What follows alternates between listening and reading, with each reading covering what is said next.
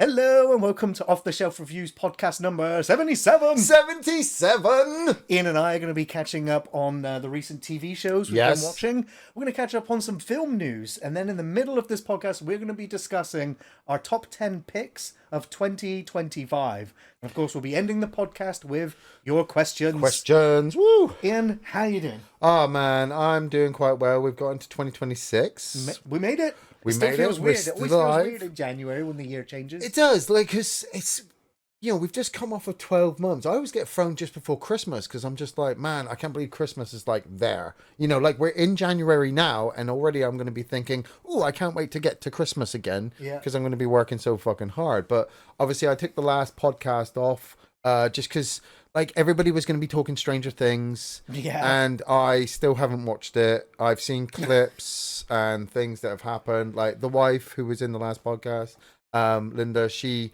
binged like all 4 seasons before the last season dropped. Of course, a lot of people did. Yeah, and it was good to see because that's why, we wanted that podcast then because Stranger Things was so big.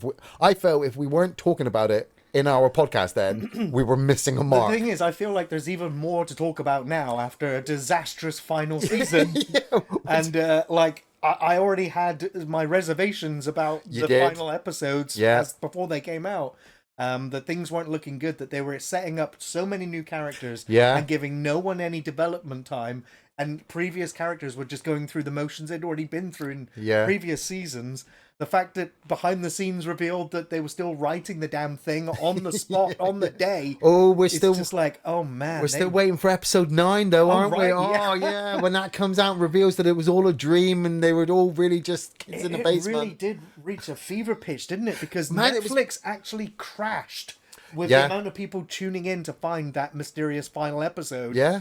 Wow. It's their birth child, man. I really liked watching it from the outside because as a fan of TV, there have been hundreds of thousands of fucking TV shows that people have gone, wow, this is the greatest thing ever. You should totally watch this. I can't believe they're doing this. You really like this, blah, blah, blah, blah. And Stranger Things was that. Mm-hmm. Stranger Things from season 1 all the way up was people going, man, you got to watch it because it was consistently good. It wasn't amazing, but it was consistently good in lots of different areas.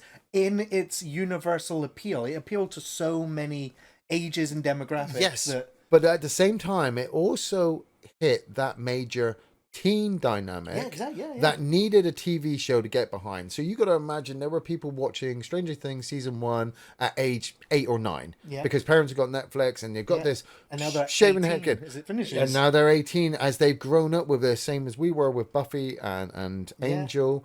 And so I was able to stand there and go, okay, I was so, I don't want to say happy. I mean, happy seems like I'm a complete cock or cunt. I don't know which one you want to go with there. But I don't want to be happy that people hated the last episode. But I'm actually really quite glad that people did. I know it sounds sick, and I'm going to explain it, but it's mainly because I've watched, like I said, I've watched a lot of TV shows, and I've had a lot of great TV shows underneath my belt that I've said to people, man, you should be watching this. And they go, no, Ian, we're not watching that. That sounds stupid.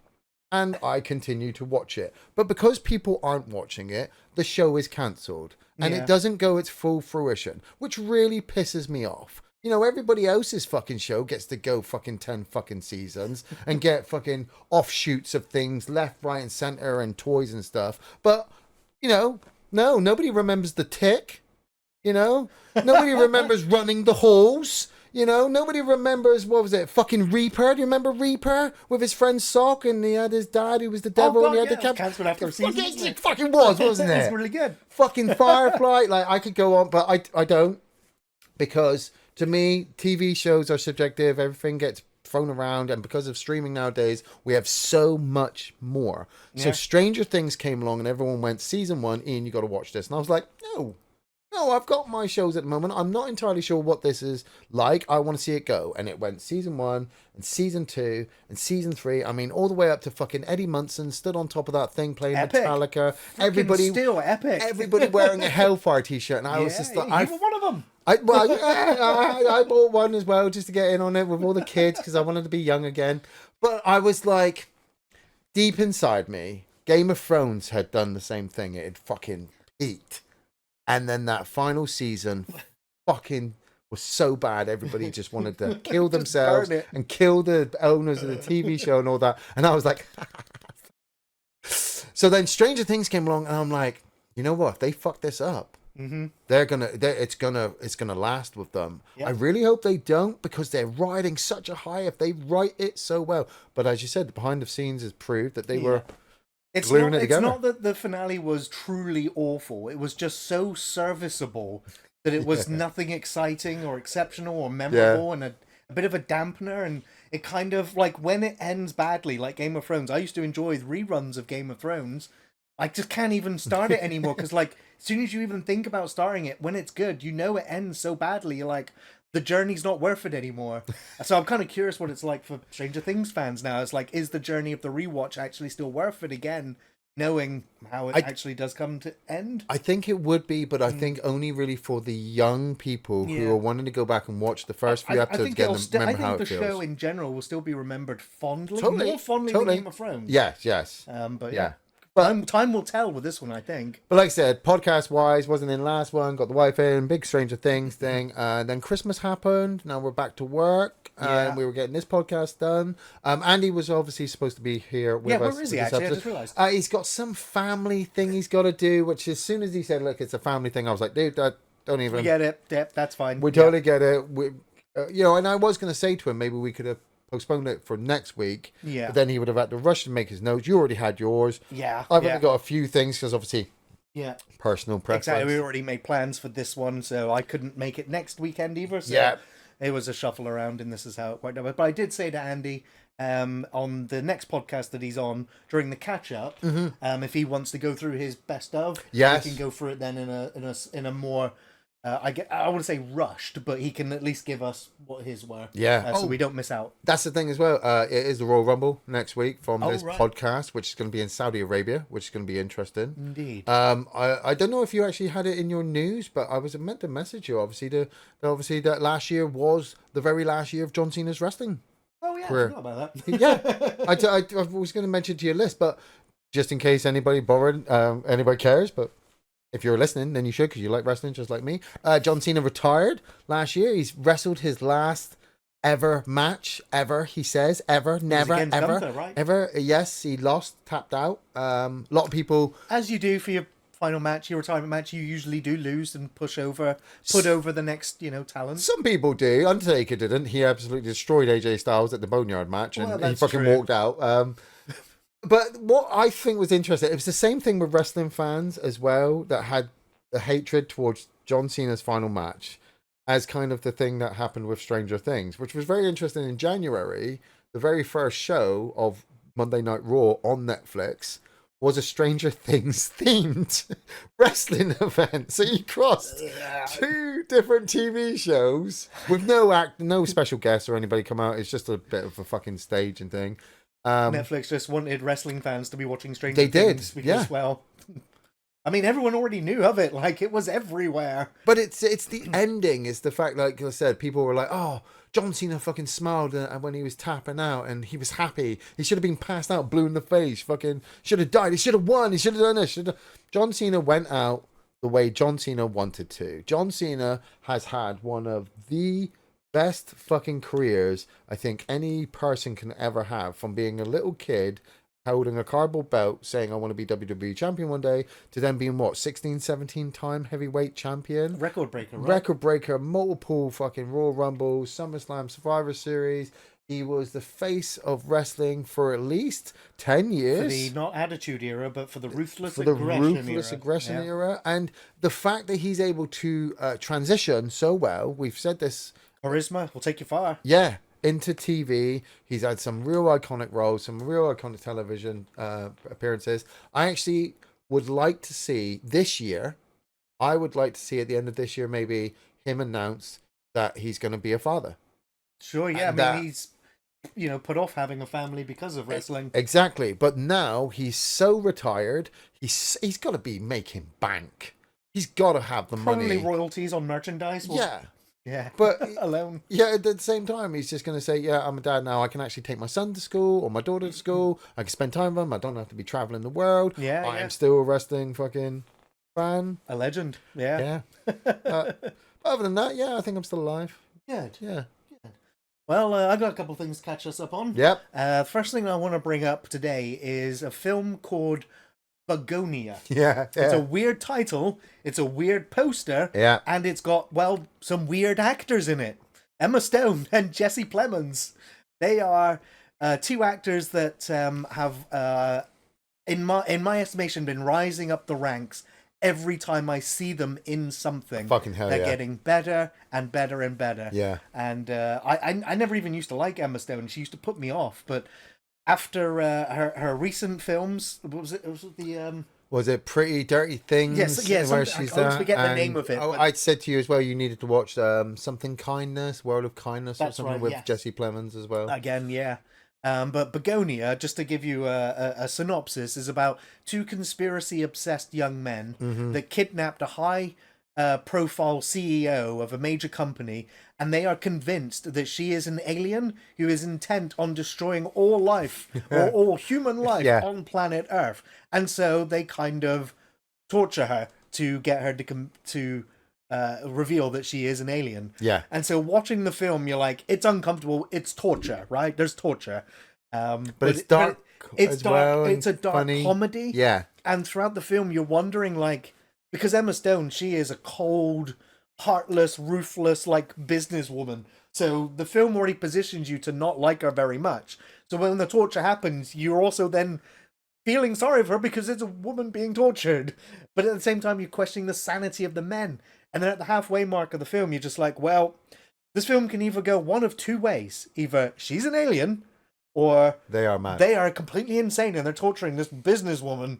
So, like, you're watching the film just waiting to see where it goes. And I won't, of course, spoil that, but I will say it is absolutely worth a watch. It was really, really well done. Yeah, I would actually back this up as well, because I only found out recently as well. It's kind of a remake of a Japanese film, Save the Green Planet, that obviously I've got notes from here. Yeah. But I've always really enjoyed Emma Stone. Like, Superbad, I thought she was great in, and obviously she was in Zombieland. Not such a big fan of the sequel, but I think that's just a bad writing. Yeah. Was she the one in The Favourite with fucking Olivia Colman and Not seen it. Rachel Weisz? You sure? I'm afraid you did see it with the Queen one where she's got the two people. I'm gonna have to wiki that in a minute. Was she in Birdman? Yes, she was in fucking Birdman as well. That was the turning point for me with Emma Stone in terms of being interesting to watch. The crazy thing is, like, I only watched as well a couple of weeks ago. I watched La La Land for the very first time, which she's in as well with Ryan Gosling, and I only watched that because fucking Ryan Gosling, and because just Emma Stone was in it, I was like, yeah, I'm sold with this. Nice. Jesse Plemons, I've always liked him as an actor, but I also do feel that a lot of the roles that he takes on, you've got to be in the mood to actually watch. Like, there's that I keep seeing a reoccurring image of him in Civil War as the sunglass gun-toting fucking psychopath. Yeah. And he plays psychopaths very well. Obviously, you saw him in Breaking Bad. Yeah. He's great in fucking, he's great in Black Mirror. He's great in Black Mass as well with fucking Johnny Depp. Yes. Yeah. Playing Bulger. What? Whitey Bulger? Some fucking Boston gang thing. But like I said, you have to be in the right mood to watch these types of films. So I wouldn't say it's not easy viewing. Just sit down and watch Begonia. I would say if you're in a mood for a really great acting between two great actors with a great director behind it, you can't go wrong with Begonia, because by the end of it, you're gonna go, whoa. Yeah. That's a fucking movie. Yeah. I didn't switch my brain off once or pick up my phone. Well, the next thing that has been taking up a lot of my spare time is I'm back on Project Zomboid. Mm-hmm. Just before Christmas, I was like, you know what? Christmas is coming up. I'm like, I've got Dispatch I want to play. I've got The Outer Worlds 2 I want to play. And I've got Manor Lords has dropped another update. Void Wars dropped another update. Xenopurge has dropped another update. All these games I'm going to play. And then that old chestnut, that old favourite goes, Build 42, you've been waiting for a while for it to become multiplayer. Well, here's an unstable version of it. And it was like, oh boy, I guess I'm going back. And at first it was just completely vanilla, no mods. And the developers of the game have just said, yeah, it's unstable for Christmas, but please don't put any mods on there, it'll break. And after 2 days, we're like, mods. The mods were working well. They patched it just before Christmas again. Nice. They patched it just a week ago. And it's so time consuming. But I've I've reopened the official off the shelf reviews Project Zomboid dedicated server, which is running 24/7. It can only host up to 8 players at a time. But right now it's great being back. It's my absolute favorite sandbox to play, and I've talked at length about why I love the zombie genre, because it's great for telling stories and human characters and interactions, but as a game it's all about the survival nature of it, needing to eat and sleep and clean and hunt and all of those things. But the RPG character elements, the exploration, it is so wonderfully done, and it is still a broken early access game. But it's everything. It is now, I think, easily the game I've spent more hours in than any other game in my life. So I've been back on Project Zomboid. I'm kind of getting that as well, because I got just for Christmas when it was on sale, I got Skyrim the anniversary edition for the Switch, and I've always wanted to replay Skyrim again after my last playthrough. And I just immediately put it on survival mode. Okay, hard mode. Yeah, well, I've only ever done that once with Fallout. I think Fallout New Vegas. Well, you want to say hard mode, but the most really you got to do is just make sure it's the fact that you can't fast travel. Oh yeah, you can't fast travel. You got to eat. You got to sleep. You got to deal with cure and diseases and stuff like that. But just like with what you were saying with Project Zomboid, it's the escapism. It's the fact that you're playing an RPG. A game that you're able to manage your own character differently, the different styles you want to play, and how you want to survive in this world. But that's the main key. You have to survive. So like, I'm playing fucking Skyrim, and I've got to run up this mountain, and it's going to be fucking freezing cold. And halfway up the mountain, I'm fucking freezing. My health bar has gone down to half. My stamina is barely drained. And the moment I find, this is how. It's not, like I said, it's not hardcore, because you can find like a giant flaming kind of brazier or something with decorative thing, and I'll just jump and stand on the fucker. It doesn't really. You don't immediately get engulfed in flames. Yeah, I don't get engulfed in flames. I warm up. My health bar goes back to Yeah, but there was this other time as well where I did find one, and I jumped onto the fire, and it started to burn me, and I went, oh, but because I'm a mage class, I just pulled out the healing spell and just stood there holding down the healing trigger while my health kept up, keeping myself warm and leveling myself up at the same time. And I'm like, okay, so I could just stand here for the next 4 hours and break the game if I really wanted to. Yeah, but I'm not going to. How you want to play it. That game gives you the option. I'm going to go. I'm actually saving up the money at the moment to buy myself a horse instead of just stealing one. But I've just spent a load of money on my own house in Whiterun, because I want to be able to keep going back there. Yeah. And you're not held by time constraint, where in Project Zomboid, it's like, okay, it's morning. You need to do this, because nighttime, the horde's going to fucking come. Right. Yeah. Nice. Well, it's going to bring me on to the other game that I want to talk about. And this was a Christmas present that was well received until the end credits rolled, and I was left with a bit of disappointment in my mouth. The Outer Worlds 2, if you don't know, released last year. It's an action role-playing game developed by Obsidian Entertainment, published by Xbox. And I've been standing on the rooftops screaming Obsidian's praises forever. Usually love everything that studio makes. But I think Avowed came out last year, and I took a wide berth from that one, because just looking at it, I was like, that does not appeal to me at all. I'm sorry, Obsidian. That's not a sale. What was it? Was it like a multiplayer? It was like an action RPG, like dark fantasy, but the art style did not lean itself into what that was. Okay. Kind of like how, for me, how Dragon Age turned into like a silly cartoon.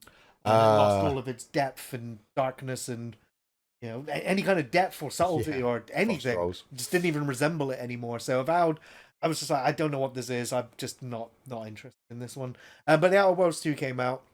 It's a standalone sequel to the 2019 game. It's set in the Arcadia star system that, of course, has been invaded by the mega corporations.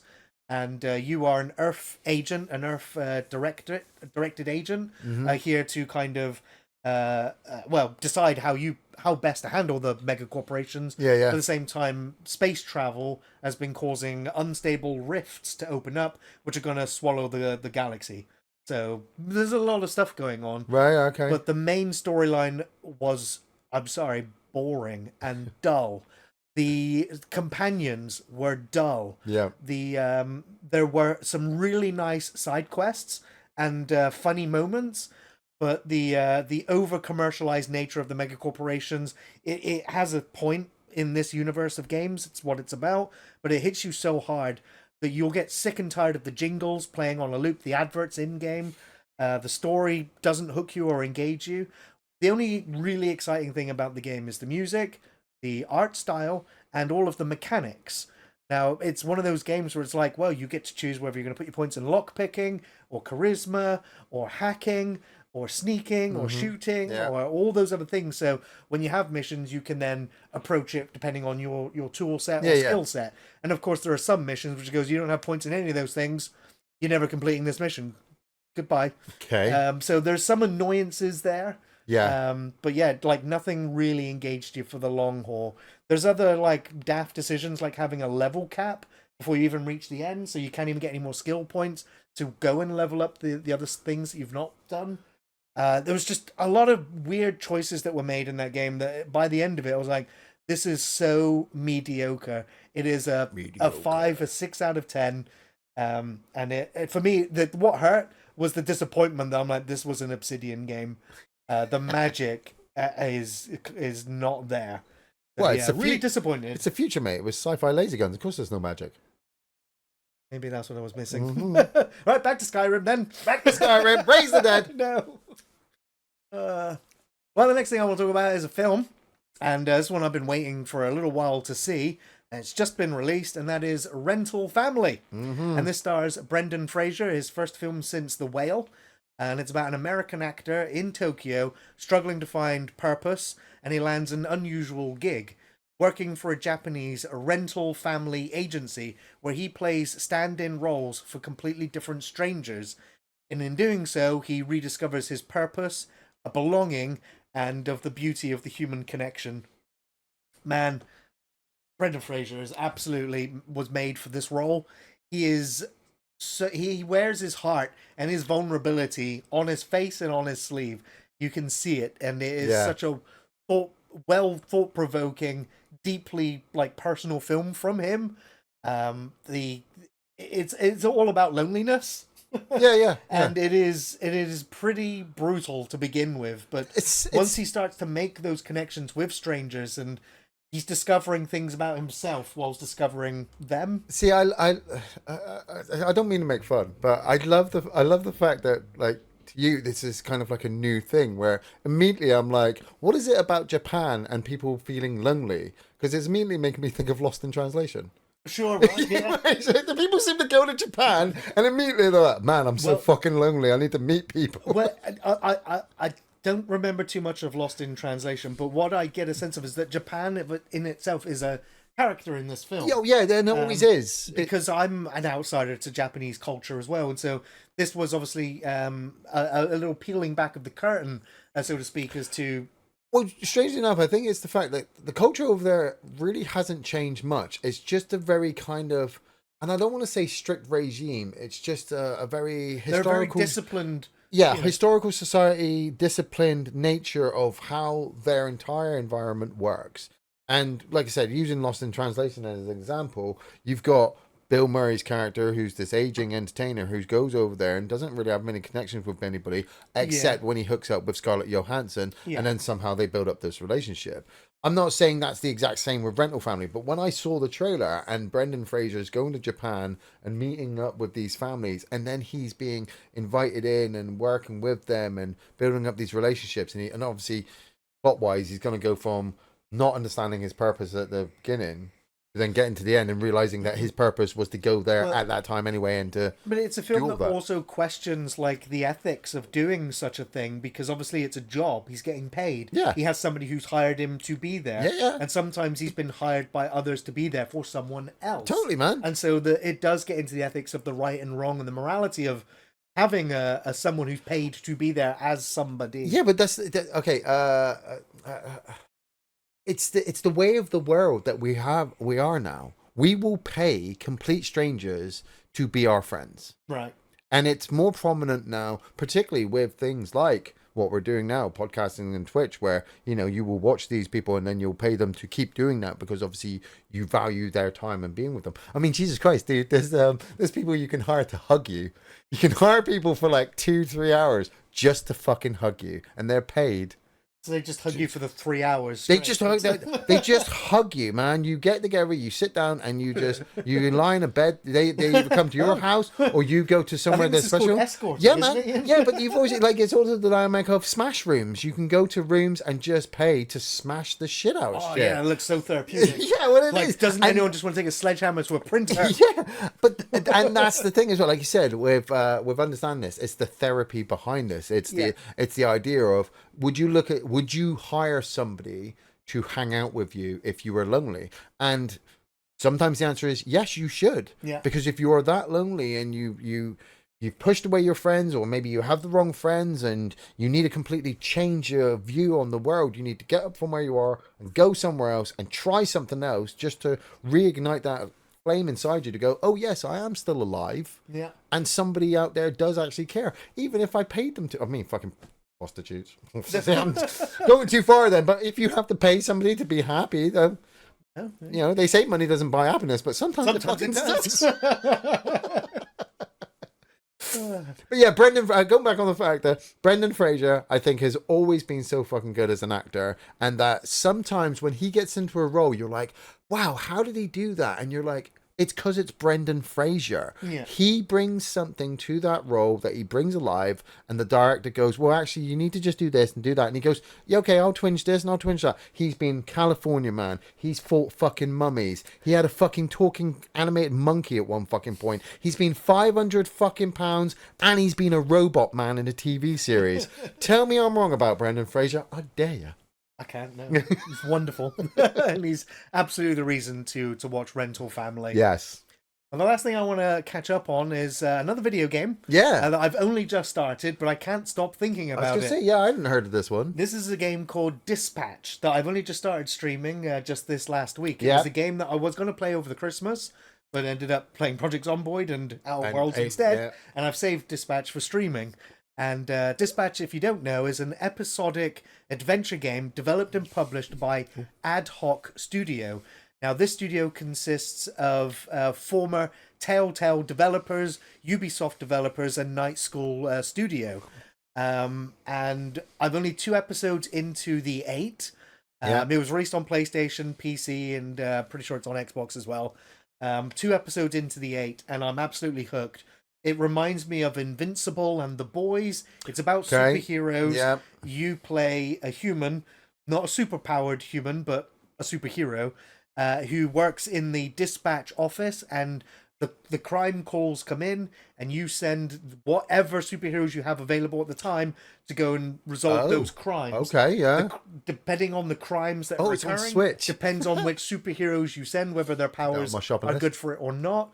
But you are running the Suicide Squad, essentially, a dysfunctional, unorganized band of misfits that often or not will cause more crime than resolve. Nice. So that's how it's begun. But of course, in between the gameplay moments of doing the dispatching, it's fully wonderfully animated cutscenes where, just like Telltale, you pick the responses. Nice. And if you want, you can have the QTEs on for the dramatic cinematic moments to feel more engagement. I think I have seen some clips of this, but I didn't realize what the game was. Yeah, 2 hours in.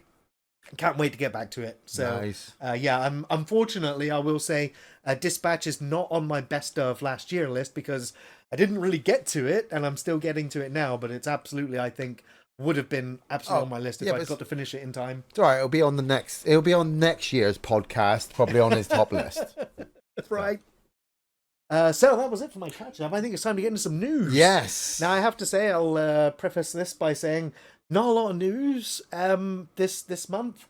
Usually, like, we're covering like Christmas and January's news, and it's usually always very quiet unless you want to talk about the Golden Globes, the Oscars, or some other. There's really not very much other than terrible movies getting released in January because that's the dumping ground. But sadly, as we usually do, like to honor those that have passed, did lose a fair few the last month. The first one that I want to bring up, we only recently discussed him in one of our reviews, is Isaiah Whitlock Jr. Has passed away at the age of 71. Shit. Exactly. Like, that is his catchphrase. That is his signature kind of word. And it's not just that, but it's the way he delivers it. It's so damn iconic. He's going to be remembered by so many of us for his signature use of that word. I mean, he always made everything that he was in memorable and great just by his charisma and his energy. Yeah. He appeared in over 120 titles, including Goodfellas, Your Honor, The Wire, 25th Hour, which I can't wait to review that one day.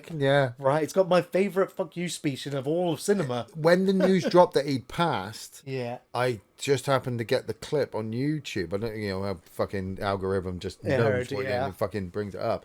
And I watched him do the whole SETI sequence, and I was like, "Oh fuck, it's him!" Yeah, because that whole sequence just breaks Edward Norton's character in that movie. 25th Hour is fucking amazing. Black Klansman, Cocaine Bear. Fucking, how did he get on that roof? How did you get on that roof? And how the fuck did you get back down? Fucking. So yeah, very sad, but will be missed. Yeah. Next one that has passed is many of you may not know of her, but she was an absolute icon. Yes. This is Brigitte Bardot, has passed away at the good old age of 91. Yeah. Known for her work during the French New Wave of cinema, starring in titles such as Helen of Troy, Come Dance With Me, and God Created Women, and many, many more. She was a screen icon. When she retired from films, she was a Playboy model at the age of 40, and then after that she retired and became a huge animal rights activist. A real legend, this woman. Such an icon that she was, that the French president, Emmanuel Macron, wrote her films, her voice, her dazzling glory, her initials, her sorrows, her generous passion for animals, her face that became Marianne. Brigitte Bardot embodied a life of freedom, French existence, universal brilliance. She touched us, and we mourn a legend of the century. 91, though. Yeah, 91. I mean, she was a beautiful woman inside and out. So yeah, it's a real loss to the cinematic world. So yeah, rest easy, Bridget. That one was a real loss, but this next one was like a This is the shocker, because no one anticipated Rob Reiner being killed at the age of 78 in a very unexpected turn of events just before Christmas. Yeah. The legendary director was murdered in his own home along with his wife. Yeah. He'll always be remembered, though, for the greatness he delivered on screen, in such films as Spinal Tap, Stand By Me, Misery, When Harry Met Sally, The Princess Bride, and A Few Good Men, and so many more. Yeah. So, yeah. And let's not dispute this. The son did it. I've not looked into it, but that was pretty much... Man, I looked into it. I was studying it for the couple of days, and leading up to this, it's understood that that Rob Reiner's son was suffering from addiction for an incredibly long time. They made a film with him about it, I'm sure. I can imagine that obviously he must have had the son in the house, and obviously they're trying to help him, they're trying to deal with him, but as people with certain addictions, and especially the Hollywood lifestyle, your father is this great director who's been involved in films all your life, and you're probably forced into his footsteps or whatever, or think that you can follow in the footsteps, and so you get embroiled in the Hollywood lifestyle. And we know recently up to 2025 that has been a very toxic, crazy fucking way to live. But they were supposedly at a Christmas party, there was supposed to be a massive huge argument. Rob Reiner was supposed to be known for saying at that point that he was afraid to go home with his son. And then only a few hours later, obviously tragedy struck, but hey. Yeah, so his exit to the world is not pleasant, not nice, and it's a horrible way to go. but he is a legend. What he delivered will still be enjoyed by so many for generations to come, I'm sure. So yeah, sad, very sad to hear this. So, well, let's bring on to the death of the franchise, the rebirth. Can the Phoenix rise in this one? The Phoenix can rise many times. I may have jumped the gun a fair few times in my reporting of this, and I think fair few others did the same. In reporting that Kathleen Kennedy has left Lucasfilm, and then it turns out, didn't say the magic word. She's still there. But it is now official. She has retired from Lucasfilm. Probably moved to our own planet to destroy something else. I don't know. Hopefully in a galaxy far, far away. Dave Filoni is now stepping up as the company's new president, alongside new co-president, Lin-Wyn Brennan. And these two will now be shepherding in the next era of Star Wars or Indiana Jones or whatever else Lucasfilm still owns over at Disney. Let's see what they can do. Passing of the torch. I mean, the damage has been done. Nobody really gives... Do you think she really passed the torch, or did she cope hold of hers as she was like... kind of pulled out the door like, I'll leave. And they're like, we don't need the torch. We can literally just make another one. Well, the thing is, I don't think she's a witch, because she probably would have been burned at the stake. And they probably tried and were like, didn't work. So, fire doesn't kill her. I'm thinking demonic entity. Just shoot her into space. Right. They just fucking put her on. They put her on the Space Mountain cannon and just fired her off into space. I don't know. Like, everybody gives her such grief. Give me like 3 examples. The Force is female. The Force is female? She was the one who ushered in the Force is female by wearing shirts and making other people wear those shirts. This was at the beginning of her taking over of the sequel trilogy of Star Wars. Yeah, but the Force hasn't a gender. No, I know it doesn't, but she made it female. How did... She's the owner of Star Wars now, so she can. But right, but I just hold on. But at the same time, as a Star Wars fan, you can't ever take that stuff as gospel. I have books, fucking lore of stuff. She also said that doesn't count. She deleted it all. Yeah, but we have now just have that. Yeah, but we've now just proven that we can delete that and we can get rid of it because we've just deleted all the stuff that she's done. Well, it hasn't been deleted yet. No, that's what I'm saying. Like I said, I have books at home where I have a certain book where Han Solo and Chewie are fighting on a planet and some new alien creatures drop a moon on the planet and kill Chewie off. Yeah. But that's not canon. That's that's a book that came out in like the 90s that I happened to buy because they were like, oh, this is the direction we're going with Star Wars. And I went, this is wrong. And they went, yes, it's wrong. So we're going to go this way. We've hired Kathleen Kennedy. Oh, that's wrong. Okay, we've stopped. She wasn't hired. George Lucas himself passed the reins to her, feeling that it was in safe hands. He gave up the reins in like 2001. Yeah, when Disney brought it, the reins went from him to her. So... she had been his underling as well as Steven Spielberg's throughout her entire career. Yeah, George Lucas doesn't know shit. He didn't even know anything in the first fucking New Hope. That's a copy of fucking Hidden Fortress from Akira Kurosawa. Well, of course he knows that. So don't take... that's what I mean. As a Star Wars fan, don't take it as gospel. The next 2 people have stepped in to try to usher a new bunch of movies and TV shows to keep the Star Wars franchise alive. If it fails... we'll still all just praise the stuff that we've always really enjoyed. If it does really, really well, we're still going to praise the stuff that we really, really enjoyed and hate the stuff that we don't like. That's how it works. Yeah. So, anyway, for me, I think the damage at Star Wars is done. I don't know if it can be salvaged. They're going to try. Yeah, but they've got a 3rd season of Mandalorian and Grogu coming out. Well, they've got the film coming out and then a final season. There you go. You can save it because there's always a 6-year-old somewhere who goes, "Oh, mummy, can you buy me that spaceship?" And the kid has no fucking idea about Star Wars. But that toy on that shelf looks really, really cool, and mum goes, fuck. "Okay, here we go again." Yeah. Or maybe they'll be like, actually, no, you don't want to get involved in that. It's... it might not be, but Dad will be there going, no, we're going to buy that Lego. I'm finally going to get that Lego Death Star. Yeah. Finally.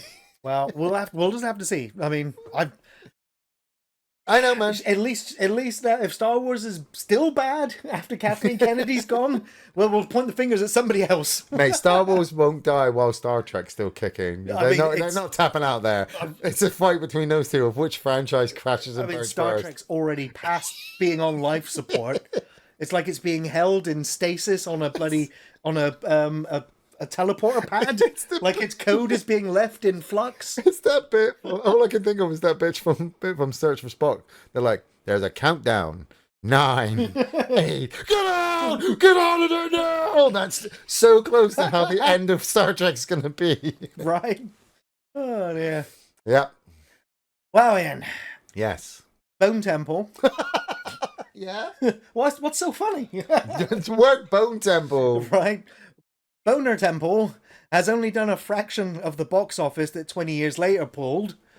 However, they have now officially greenlit Part 3, with Cillian Murphy now set to return in a much larger role in the conclusion of the 28 years franchise.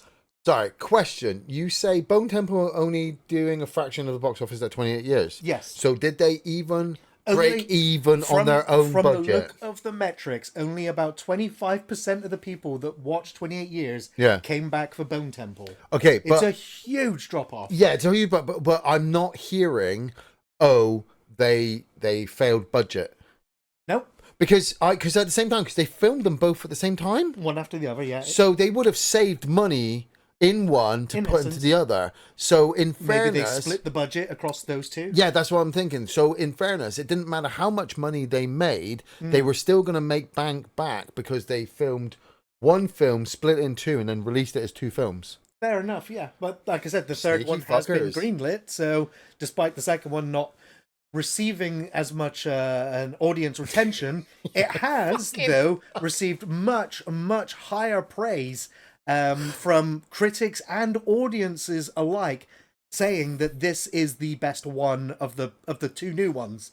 So whether it's Ralph Fiennes, whether it's the gore, whether it's the action, whether it's not filmed on an iPhone this time, that it looks more professionally made. It's the fact that, because I've been hearing great praise about the director too. So yeah, I should preface, I've not seen Bone Temple because I was so annoyed with 28 years I didn't even want to bother with Bone Temple, but because I've been hearing so many interesting things, even though I didn't like the synopsis story that we went through together, I read it. I'm actually feeling like I'm gonna have to go and see this now, because it does feel like a different type of film. And also, I should say, it also doesn't feel like a 28 years like infection rage movie. It's about something else. But I'm like, something else. I will have to give it a chance, because the reactions from critics and audiences alike are really positive. I'm sorry. I'm not. I'm fucking against both these fucking movies.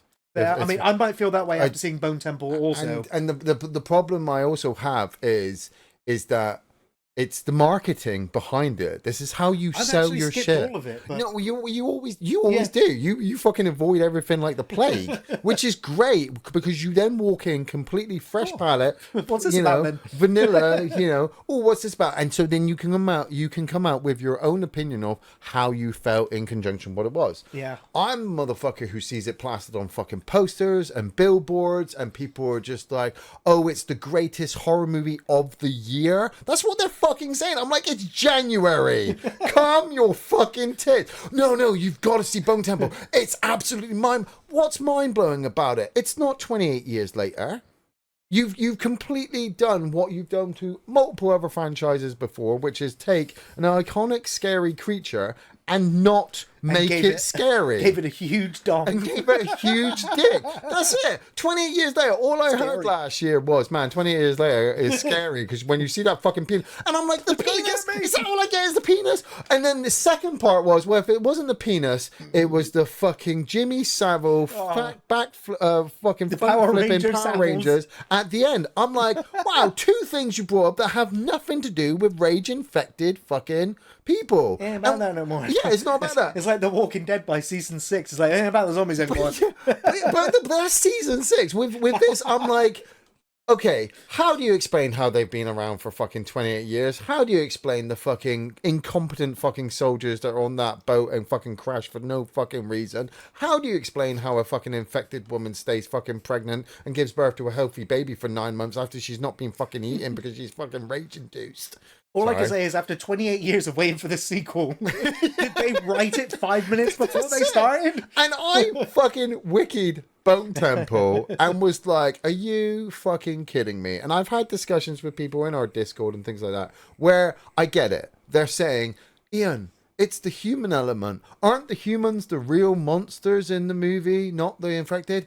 Yes, that's been the case since the first one. Mm-hmm. It was the fucking case in Night of the fucking Living Dead. Yeah, of course, yeah. It's a familiar trope, and it feels for me with Bone Temple that they had all these other ideas that they wanted to test other than the infected. That's just the backdrop for the universe to explain why these things have now gotten to the way that they are. Which is not what it should be. It should have been the infected are absolutely scary, but these things do exist in this world. Like, I don't mean to, I'm not going to try to fully spoil it, but I am going to drop a spoiler now. It's these people in Bone Temple are the Fingers. That's the name of their gang. Yeah. They're Satanists. Oh yeah, we need Satanists in our apocalypse. Yeah, like, why? Why Satanists?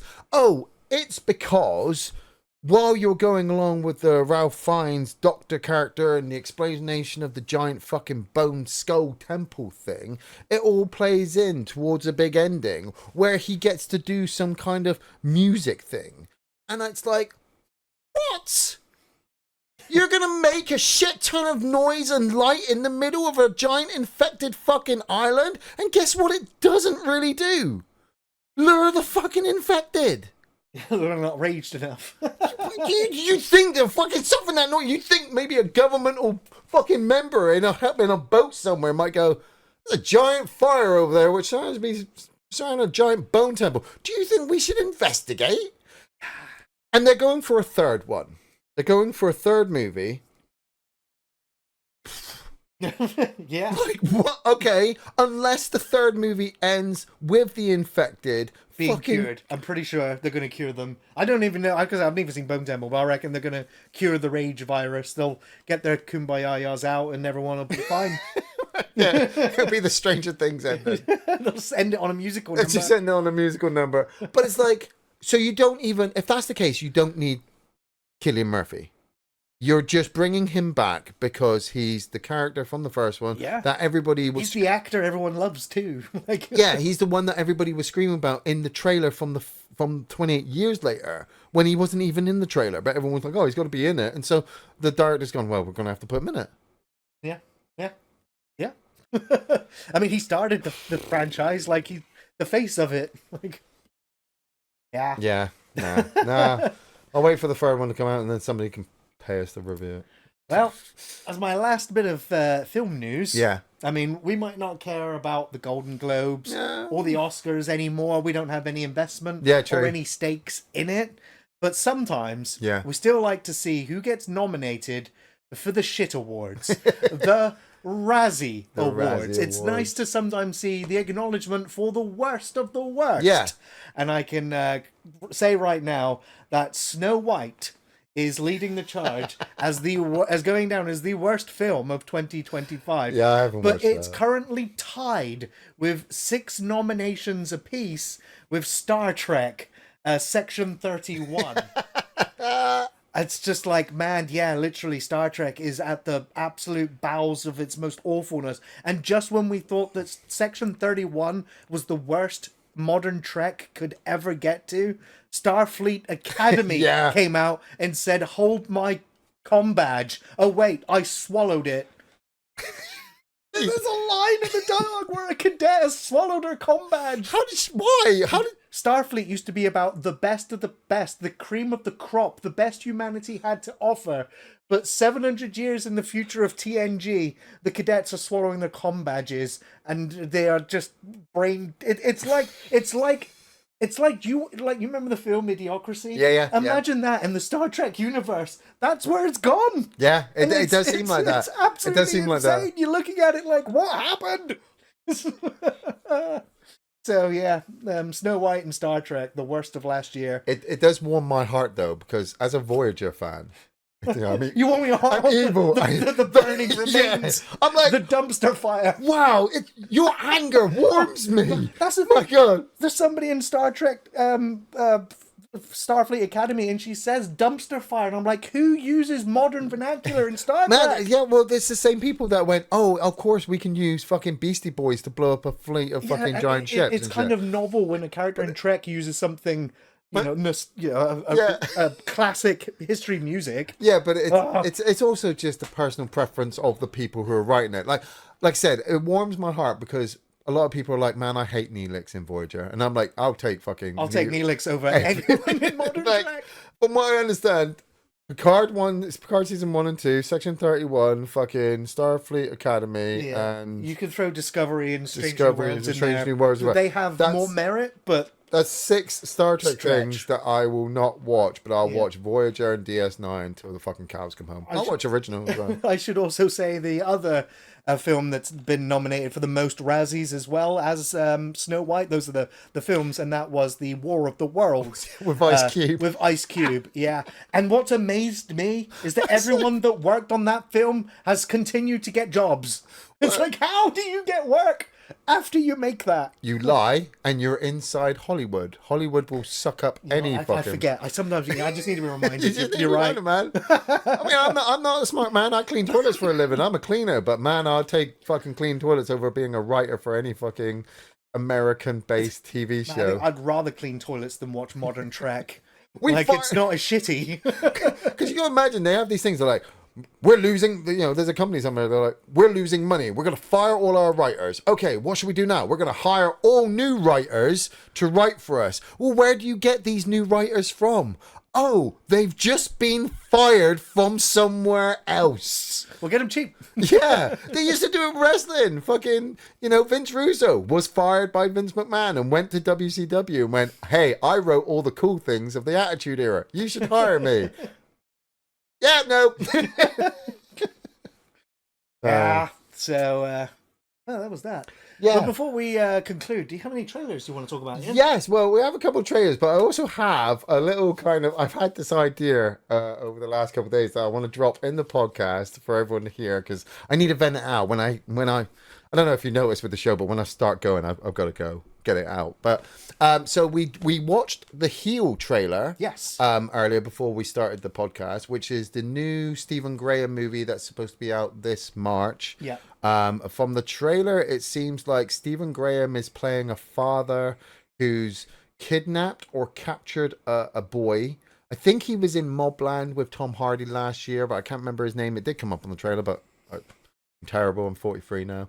And they have him chained up in their basement, and he can walk around only so far, and he wants to escape. But obviously, Stephen Graham acting like he's fucking evil. It reminds you know what? It reminds me of Mum and Dad that came out a few years ago, about 10 years ago, which was a British movie about a guy who kidnapped a girl and was holding her in his home.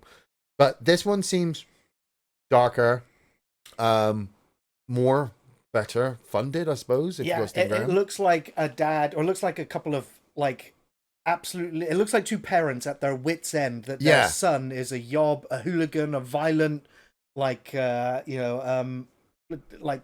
that needs to be disciplined. Yeah. And so they've literally chained him to the basement, and they are indoctrinating him, and they're playing videotapes on a loop to get him to calm down and to not be an absolute murderous psychopathic prick. Yeah. But the twist looks like maybe the parents aren't exactly the clean cut, presentable pricks. People that we think they are. Yeah. So it looks like one of those double-edged kind of films where you don't really know the truths about who these people are until we watch it. But Heel looks really good. It's just Heel, Heel. But we also watched the Masters of the Universe trailer that dropped a couple of days ago. My heart sank the moment they went to Earth, and I was like, not again. This is what you do when you can't afford to film. Yeah, but it also looks like they stay on Earth for a bit. He gets his sword back, and he returns to Eternia to obviously find out who he is, because obviously forgot the name of the actor. Story. But yeah, there's a new guy playing Prince Adam, and it looks like their planet was attacked by Eternia was attacked by Skeletor, and the mum decides to send young Adam to Earth with the sword to hide him from Skeletor. Young Adam grows up on Earth, probably believing that he's always been human, blah blah blah. Comes across the sword, takes it. It looks like Man-at-Arms and Teela turn up to rescue him from a bunch of monsters, and then they fly back to Eternia, where obviously he's probably going to find out 3/4 of the way through the film that he has the power. Hey, I threw it in there. and then he becomes super muscle bound and is able to fight Skeletor. Shall I tell the audience who's voicing Skeletor, or shall we leave it for a surprise? I was shocked. Please do tell us, Ian. Well, it turns out, I believe, that Jared Leto is voicing Skeletor. And from the trailer, Skeletor looks like it's a suit costume, but also with CGI to obviously skull his face and the red eyes, obviously to flesh out. To me, it does look a too much green screen and CGI. Yeah, the whole thing, right? It was like at first I thought it was AI, and I was like, no, this is real. Yeah, it was just visually a hodgepodge of so much, like the Earth stuff, the what's the world again? I've just said Eternia. All of it felt in complete contrast to each other. Yeah. I'm not convinced. It felt like a fan-made AI trailer. It did. And then when I'm like, no, this is an actual film that's coming out. Actually yeah. Yeah. I cannot say it. It's a film that's not for me. It's not being marketed to me. It's not being made for me. No, but I have no real passing interest in seeing this. It might be a surprise. Maybe, but like, I don't think so. Did you watch Sonic the Hedgehog? Yes. Did you watch all three of them? No. So I watched 1 and 2, and I really want to watch number 3. And I was actually really quite surprised with everything that we knew about Sonic the Hedgehog leading up to it, with the animation and all that. That actually, they're not bad films. You know, they're very simple. They're very easy to follow. Jim Carrey is the fucking main reason to watch those films. But also at the same time, the fact you've got Sonic that he's able to bounce off of. So the story is there. Yeah. Same with the case with Barbie. You know, Barbie was a point in history of movie making. Now I'm like, how the fuck does Barbie go up against Oppenheimer and become like a world success? And say good what marketing, you want, and it's a household name. You still haven't watched that yet, have you? No. Ryan Gosling's great in it, and obviously Margot Robbie is great as Barbie. The story itself is fucking bollocks, but somehow it works. It's like Masters of the Universe. They come from their world into the real world, they do their thing, and then they go back and they save their world. It's going to happen in Masters of the Universe, and if you can sell the toys to the kids, you're going to do great. Yeah. This brings me to my idea. So, a couple of days ago, was watching the trailer for Masters of the Universe, and it took me back to the time when I was a little kid, and my mum had bought me Masters of the Universe on VHS tape. There were supposed to be 2 adventures on there that I could watch. And when I put the tape in, I was sadly shocked and quite upset to find out that it wasn't Masters of the Universe, even though it says it on the tape and it's in the box. It turned out to be Rainbow, the TV series. Now, I could wiki it, but I'm not going to bother because it means I have my phone up. But for those of you who aren't 43 like me, Rainbow was a live-action TV show on ITV Channel 3 over here in the UK, which followed a guy called Jeffrey who would go and hang out with Bungle the Bear, Zippy, who's a fucking weird Zippy. Rhino thing? No, he's Rhino. How's he got a horn? He's got a zippy mouth. That's what they call him. Oh, yeah. And George the hippo. The hippo. He was a hippo. He's a pink hippo. Hey, man, it's been like 40 years, all right? Give me a break. I know. I've been researching it. Anyway, yeah, so it was a TV show, and it was just sold to little children, where little children would sit there and they would go through, on the show, they'd go through little moments about, like, oh, Zippy's morality lessons. Yeah. Zippy's being selfish. He's not sharing with George. So then Bungle and Jeffrey would come in and explain to Zippy that he should share, and little things, why you should eat your vegetables and why you shouldn't stab yourself with glass and things like that. Different episodes. Anyway, I came up with a plot for the movie. Rainbow the movie, which I'm putting now onto the podcast, so that if it happens to come out at any time, or like this year or Christmas, that they're going to do this, you heard it here first.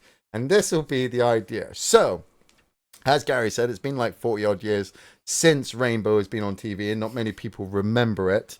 But the Rainbow people live in Rainbow Land. You have Bungle the Bear, George, and Zippy living in Rainbow Land, and they have just come to the realization at the start of the movie that they haven't seen a human being in ages. Like Jeffrey stopped visiting. Jeffrey stopped visiting one day, and they just, they've really noticed that there's no more children that come around, and obviously we live in their world, and nobody comes over to have fun. It's literally just Bungle, George, and Zippy. And Zippy happens to say, because I like the idea that obviously Zippy and George were kind of hand puppets. You literally had one guy controlling the head and another guy, and they control like one arm, and you'd never see obviously the bottom of them. They're not like Muppets or anything. They don't have legs or anything like that. They don't just happen to walk around. So I was just playing with the idea that it would just be a funny in-joke of the entire movie, that because they're puppets, they move around like puppets at the bottom of the screen, and it's like magic that they're able to do that. Yeah, because they exist like on a 2D plane. Yeah, where there's always something in front of them. Bungle the bear is like a giant. He's like a man. He's got legs and arms, and he talks and walks and all these kind of stuff. But Zippy turns to them and says one day, well, did you ever notice this? And the camera will turn from just being faced on like a TV show to the side, and they will just see a wall. There'll be a wall with all these different signs saying, do not enter, no exit, do not look at, this doesn't exist. All these, and Bungle... So they're in a purgatory of state, right? Bungle the bear will be like, where the hell did that come from? Has that been there the whole time? And George the hippo will be like, oh, Zippy, how did you find that? And Zippy's like, yeah, but look, I got a hammer. And they'll be like, where did you get the hammer? And he'll just start smashing the wall, and it will open a portal, right? The portal leads to the real world. The three of them will come into the real world because they're looking for Jeffrey. Now, unfortunately, the guy who played Jeffrey died, I think it was 2018. They don't know this. And they're obviously in complete shock and awe about the way the world is with cars and mobile phones, because it is absolutely nothing like Rainbow Land, which is absolutely happy. And, I like the idea in Rainbow Land that literally it's just sunny and then night. Right. Sunny and night, right? So, now, while they're looking for somebody to find out what's going on in Rainbow Land, they're going to come across the nephew of Jeffrey, who is all grown up now. I'm playing with the idea of either Ryan Gosling playing the guy, right? And he has two children. Because Ryan Gosling's just a great actor. He'd be able... Do you imagine... saves anything. Can you imagine his shocked face looking at Bungle the bear like, you're a bear? Are you're a bear? Or... And because the wife was like, you should kind of try to keep it very British. I like the idea of Simon Pegg and Nick Frost. Okay. And kind of doing away with the whole children aspect. So are we aspect. going PG or are we going like X-rated? 12A to 15, okay. I'm thinking. 12A to 15 because you want to tap into the teen market. Don't go for those young kids. There's no way. It's too... That's what they said about the new Star Trek. You won't be able to get it. But you want to aim for the adults that are going to remember it. So there's going to be borderline certain jokes, right? Okay, so like at some point I was thinking that Zippy gets hold of a phone and just starts trying to unlock it, and he'll come up, but like it might have like a porn function or something, or like OnlyFans, and he'll be like, oh, it must be OnlyFans of Rainbow, yeah, and like that's going to be bad. Anyway,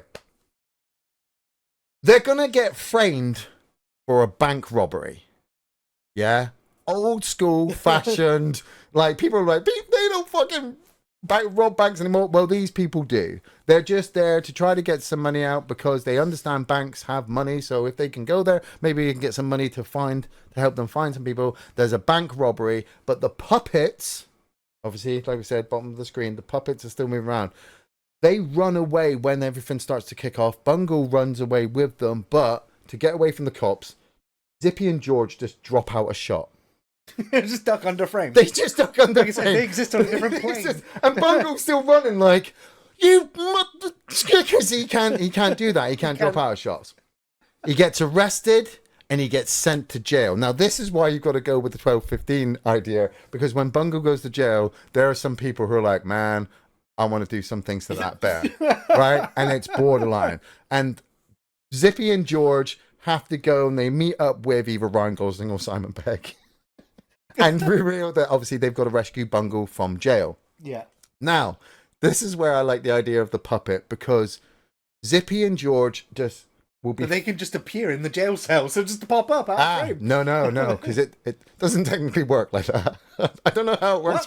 Hold on, wait a minute. They have to, like vampires, they have to be invited inside so they can just appear anywhere. So they have to get inside, and the only way they can get inside is by pretending to be puppets on the floor, and one of the guards going, "Hey, look, a puppet." And as soon as he puts it on his arm, he's kind of controlled by Zippy. Zippy's like, "Right, we'll go this way." And the guard's like, "Ooh." And other guards like... just become like a complete zombie, like... Kind of, but they're like, "Wow, I can't believe that you can talk like that." And he's like, "No, neither did I." And Zippy's like, "Right, okay." And they managed to get in. Anyway, when they get to Bungle is obviously part of that. He's being held captive by this particular gang.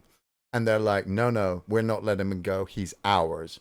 This bear stays with us. And they've got to get back to the portal that takes them back to Rainbow Land, because it's going to collapse and they'll be stuck here forever. And they can't do that because then all the children will have nothing to believe in, happiness, morality, blah, blah, blah, blah, the things you're trying to say.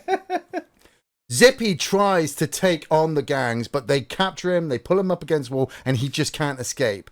And it's all down to George the Hippo. Now, for a lot of you might remember, George was a pacifist. He was really just against any kind of violence. But this is the movie version. Movie version. He goes fucking John Wick on these guys. And like Gary said, he pops in and out of shot. He comes in at angle. He fucking takes out the entire gang, and they all escape from the prison. Ryan Gosling or Simon Pegg is out waiting outside in his car. They all jump into the car. The car bombs as fast as they can to the location of the portal. And they burst into the portal. They get to the other side just in time, and Ryan Gosling or Simon Pegg, I'm not entirely sure, it's like, "Look, we just want to stay here. This is such a wonderful land. We would rather stay here with you guys because obviously, don't want to go back there. You saw what kind of world we come from."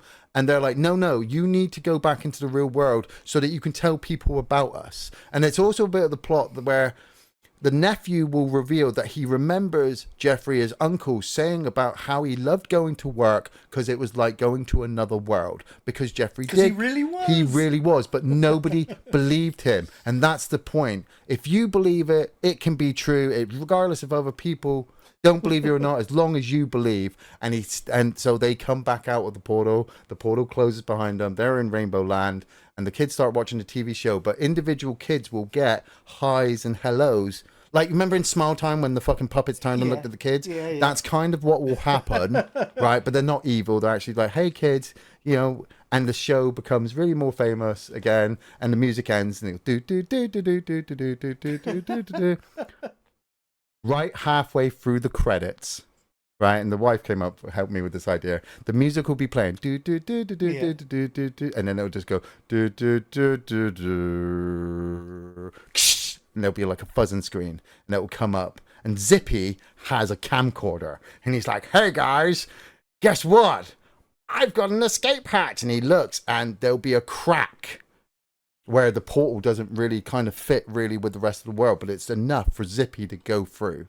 And Zippy's like, "I want to go back." And he'll go through, and you'll quickly get a montage of just like Zippy at like Las Vegas, fucking winning money, losing money, getting to like out in the gutter. There'll be an image of him surrounded by porn stars with money. He might, like, I didn't know how far to the Playboy Mansion. That's it. I didn't know how far to go with this, but I was like, you could have a quick image of him with Jeffrey Epstein. Maybe maybe there might even be a line in the movie where Zippy goes, "Hey, you know what they say? There's no party like a P Diddy party," and like real life people would be like, and that's it. Zippy's fucking hardcore, man. That's where the jokes are. So I don't know whether to, green light this or to take away your drugs or give you more. I don't know. Rainbow the movie. You heard it here first, bitches.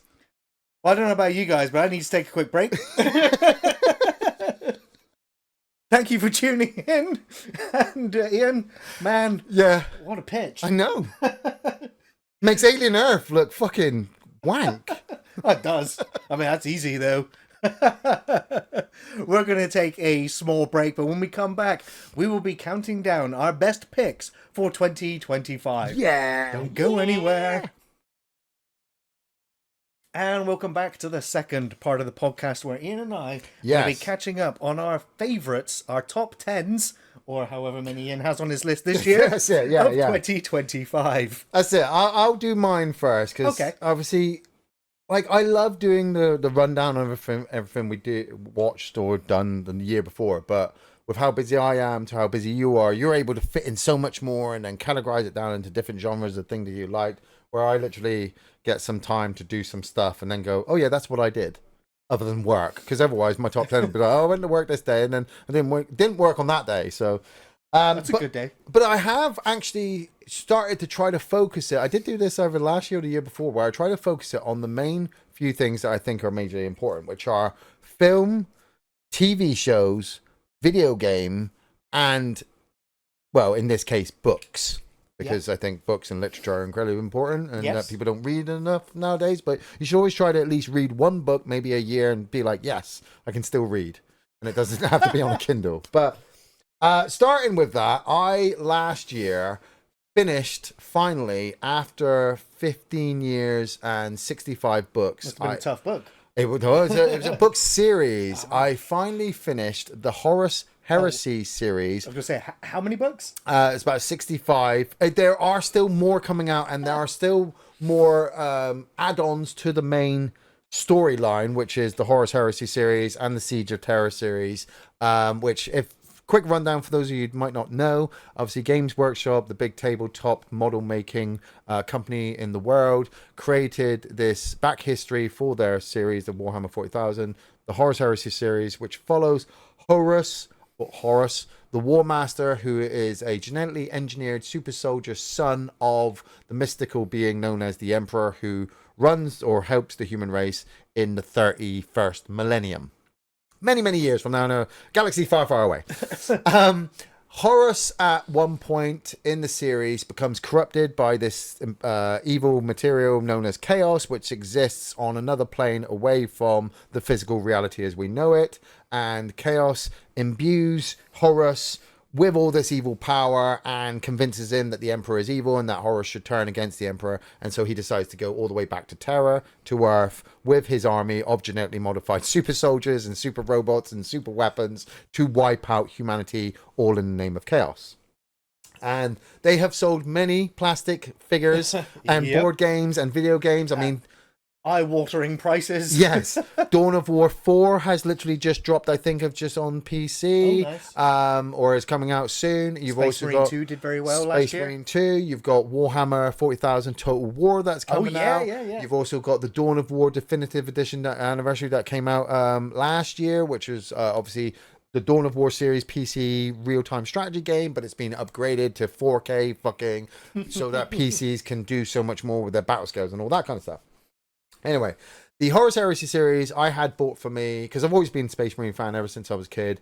Andy bought me the first three books about, Dylan is 16 now, so about 18 years ago. Wow. He bought them because I was in the middle of reading book 2 or 3 at the time, and that was when I first met my wife, who is now Linda, and we started to date, and I've collected the books ever since. I've also tried to keep them in the smaller format so that they sit nicely on the shelf like any fucking sick-ass collector does. That was the hardest thing, because they'd come out in big format and then you'd have to wait 6 months for the small format to come out, and I'd just have to wait and book them through Amazon or Waterstones or War. Anyway, I finally got the last 3 books last year, the Horus Heresy, The End and the Death. And in particular, I wanted to bring up the fact of book 2 in the series of The End and the Death, volume 2. I had the book. It was really good. It was really riveting. I was enjoying it. And we went out on a day trip, and I took the book with me. And we were out all day, and every little chance that I got, I would sit down and just read a couple of pages. Maybe we were in a cafe, or, we were just standing around, and I would just try to keep up and read the book. And we went back to the car to start to go home. We'd gone down to Lou or Polperro, which is a little Cornish town, about fucking 30, 40 minutes away from where we live. Yeah. Nice little day out with the kids and stuff. Yeah. And as I was getting all the family into the car, I put my book on the roof of the car. And drove away. And drove away. And the wife was driving and we were about 10 minutes up the road, and I said to myself, oh, where's my book?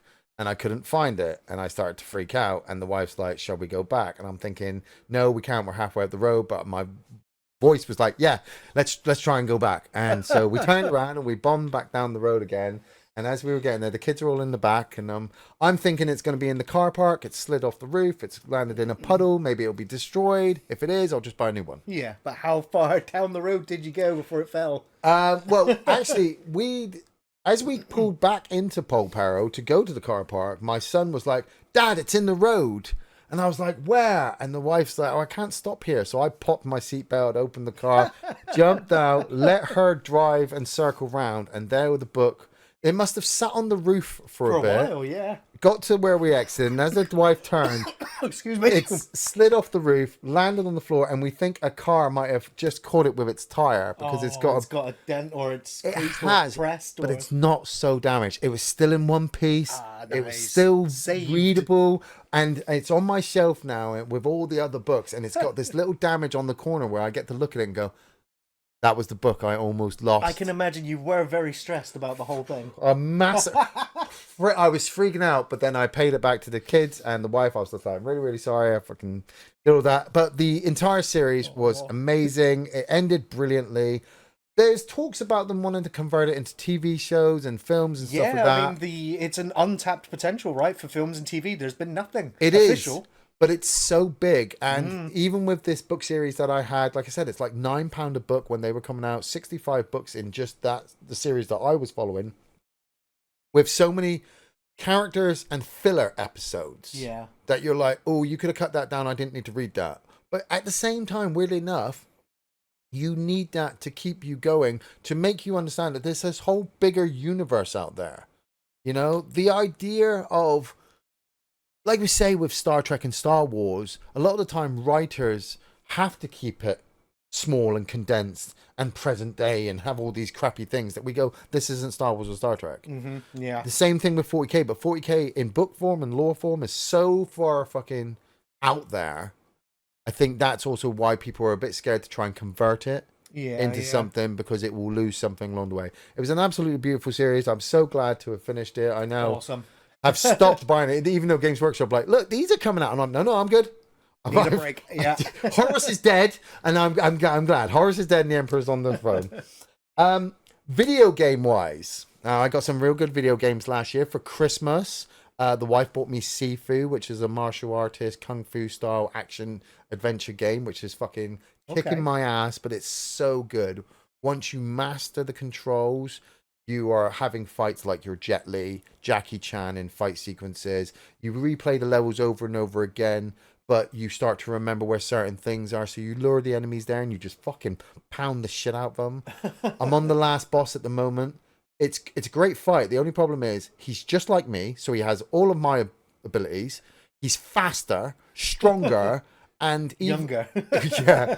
And you have this focus ability where you can kind of hold the trigger, it slows down, and you can do certain attacks. Yeah, not on him. So it's wasted. Everything, all the points I put into it to utilize against. So all your training was for nothing. No, but that's also the beauty of the game, that you can actually complete the game at such a basic level. You don't have to upgrade. You just have to be fast enough to be able to dodge, and like how people do level 1 Dark Soul runs. You know the bosses. You know how to kill them really quickly. That's so how that works. Skilled at it. And, nice. Sifu was great. Gary bought me Mortal Kombat Collection, which was absolutely fucking brilliant. How many Mortal Kombat games? So you've got 1, 2, 3, and 4, all arcade version. You then have home versions of Genesis and SNES of Mortal Kombat 1 and 2. There's a Ultimate Mortal Kombat 3, which is separate to the Mortal Kombat 3 that they've got from the arcade version. You've got Mortal Kombat Trilogy on there. You've also got Sub-Zero's Mythologies, and Jax's Special Forces, and then a couple of Game Boy ones that you can play. It's got all the lore, it's got all these things that you can practice, all the fatalities. But what I love most about it is the rewind function. Oh, wow. I fucking rewind. I was using it last night, actually. I thought I'd play a little game of Mortal Kombat 1. Yeah. I test your might. Yeah, the first fight was fine. And then I went up against Sonya Blade in the second fight, and fucking AI, fucking computer AI is such a fucking shit. Especially in Mortal Kombat. Yeah. You jump and they're in the air kicking you. Yeah.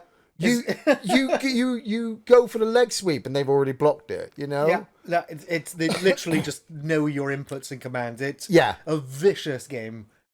But knowing the rewind is like fucking. I jumped at Sonya Blade and she caught me with the leg grab as I landed and threw me. So I rewound to before I jumped and didn't jump. So she fired a fucking thing at me, which I wasn't able to block. I'm like, fuck you, bitch. It's just like, oh, you rewound? Yeah, I already know. But it is fun when you pull off a fatality and you just kind of rewind the fatality over and over again and just. Nice. Great. But my top game, even better than those two games, my top game of last year for myself that I completed was Conflict Vietnam on the PlayStation 2. This is not a new game. It is not a new game, but it was one that I was able to get in a corner in a little secondhand shop during one of the holidays. It was like £2.50, and I was like, "Fuck yeah!" It was a really solid, very difficult game.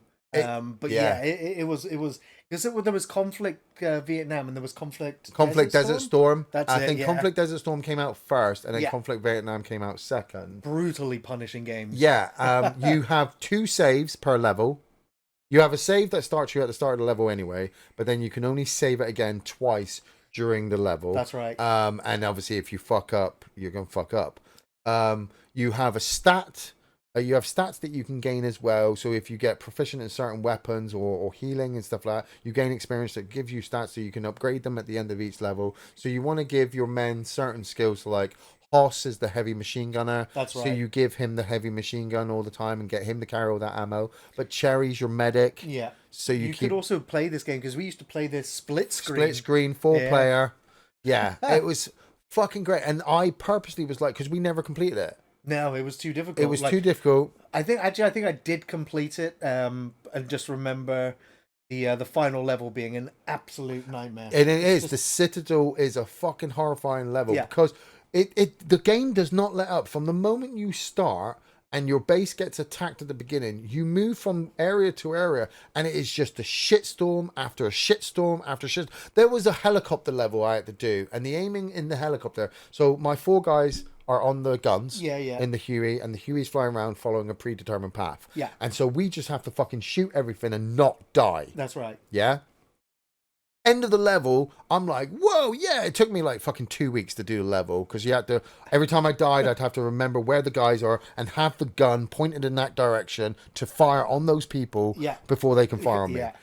Once I got to the end of the level, a fucking guy turned up with a rocket and shot the fucking helicopter. So the helicopter crashed. The next level starts. We're in the crash site, surrounded by VC. Now, luckily, I've got the save and I'm starting this level. But immediately, as soon as level starts, I'm like, everybody duck! No! Fucking everybody's in fucking free fire mode, but we're having to keep close. I've got Cherry, my medic, fucking close to me so I can keep everybody healed. I'm going through med packs like nobody's business because the VC hit like fucking... Yeah, they're dead eyes, it was traumatic, it was stressful, it was annoying, but it was one of those games I'm like, I was there. Nice, yeah. I fucking did it. It was hard as fuck. You want to talk about hard games? You want to complain about your new Black Ops and why it doesn't have a good story? You fucking play Conflict Vietnam. TV series? There was a few TV series last year. I mean, like I said, we were excited about Alien Earth and. But why did you say that name? I had to get another TV series out. I can't remember anything else I watched last year. Oh, fucking like Linda was watching Sabrina, the Dark Witch, and fucking Stranger Things, and I was watching fuck all. Other than I found Letterkenny, the TV series, which just happened to be on ITVX, all 12 seasons. And I just blasted it out in like 2 months because I've been waiting to watch this entire series for like 10 years. It's a Canadian comedy about a bunch of people who live in a fictional town of Letterkenny and the problems they go through. It's written by Jared Keeso. And it's just so dry, stupid comedy that you can't believe that somebody would write that and then that they would act it out and then how... They don't react. Like, they say some of the funniest shit, but you know when you watch the bloopers that they're just cracking up. Yeah. But that's obviously all edited out. Like last night I got Linda to randomly pick an episode for me, and we started the episode, And literally they were talking about, it started off with Daryl, one of the characters, talking about No Nut November. Right. Have you ever heard of No Nut November? It's where you just don't mix a batch, as they call it. You don't toss the salad. But have you heard about, I think it's called it's like something December, where you're supposed to masturbate for the number of days that you're on in December. So for December 1st you do 1, December 2nd you knock out 2, December 3rd, and they're like, oh yeah, that's not impossible. You would not be able to get to December 25th and knock out 25 batches. And Jared Keeso, who plays Wayne, who I feel like the character's almost kind of slightly autistic, maybe on the spectrum, but then at the same time it's the comedy behind it, because he's just so dry about it, and he says about how he'd be able to do that. And all it really takes is diet and timing, enough tuna and red meat and water to stay hydrated. And if you can get up at, say, like midnight and not going out, maybe 2 out, you should have enough time to the end of the 25th. So then Daryl's just like, do you think you'd be able to match out 31? And he's just like, okay, Derek, okay, Derek. And then he goes through the process of how you'd be able to match out. That was just the opening scene. That was just the opening scene of like episode 6 of season 8. And then the episode was actually about them going to a strip club and dealing with somebody's fucking bachelor party. It's funny as fuck. Some of the best comedy moments come from just small clips that you watch. Like if you just watch like the openings. Like an out of context like moment. Yeah, like an out of context thing. Because the script is so fast, the writing's so good, the comedy. Like another opening is where you've got Daryl, Squirrely Dan, and Wayne all just throwing a baseball to each other at the front of Wayne's farm. And Squirrely Dan, who's this really big guy who, weirdly enough, gets a lot of action with the ladies, starts talking about how he's gone on a date with this lady, and Wayne's saying, oh, maybe you shouldn't kiss and tell because you don't want to give out too much information. And Squirrely Dan's like, I know, but you're my friends and I feel I need to talk about this. Have you ever had a girl try to put her finger up your bumhole? And it just completely puts Darry in it and Wayne on edge, and they just ignore him. This was your first date? They just ignore him the whole time. They just start throwing the ball back between each other, while Squirrely Dan's realised that they're not talking to him anymore. But he's just like, you hear that there's an erogenous zone up there for men, and that obviously they called milk in the process. Fucking Letterkenny was absolutely amazing. Awesome. My final thing of last year, which I only did this year, but I was already claiming its praise last year, so I feel like it falls in that category, was Stephen King's The Long Walk. Oh, nice, yeah. Which was one of the best movies of last year. Now, I know that's a bold statement. I know a lot of people have a lot of different films that they say, oh, actually, this was better and that was better, and I didn't like The Long Walk, or I haven't watched it, blah, blah, blah. It's fine. That's how this shit works. But for me, I'd been waiting for this film to be this book to be converted into a film for a long time. And I also had like a particular vision in my head of how, if I was a filmmaker, how I would film this. Because Stephen King stuff translates very well, but you always need to modify certain things so that it translates well enough at that time period that it's come out in. And last year for Stephen King, he was on a high. There were a few lows, but like The Monkey was out, The Long Walk was out, The Running Man came out, fucking Welcome to Derry came out. Yep. And like I said, I didn't go and see it in the cinema because I don't do public cinema. I waited until it came out on DVD, and then I booked the cinema at my workplace, and I went there early. I went there at 10 o'clock in the morning before I went to work at 12, and I sat there and I just hit play on the DVD on this big screen, just myself with the audio playing through. Visually, I think it's fucking beautiful. I think the acting is fucking amazing, especially from David Johnson, who I know was in Romulus. But we already agreed he was the best part about it. He was the best part of Romulus, and to a point, he's almost the best point in The Long Walk, but it's also the fact that he gets to bounce off all the other characters. I mean, you said it was Philip Seymour Hoffman's son who's playing the other guy, McGarity. Yeah. They were just absolutely amazing to follow through this film. The horror and trauma and shit that goes on around them is just, it's heartbreaking. It's harrowing. like I keep bringing this up with people. I absolutely fucking loved Olsen, the little Asian guy with the chewing gum. Yes, yeah, because he was so spirited and good-natured, and nice. But he also had a point every time. He was just like, "You guys are you guys are fooling yourself. You think you're obviously going to be friends at the end of this, where only one of us can be a winner." And it's like, yeah, true. Everybody else is shitting on each other. Like, you know, you got the guy who's the son of the general or the major, played by Mark Hamill, that you don't realize until the end. So you've hated on this guy all the way through just for him to go, "That's my dad." Yeah. And I'm here to try to stick it to him. Right.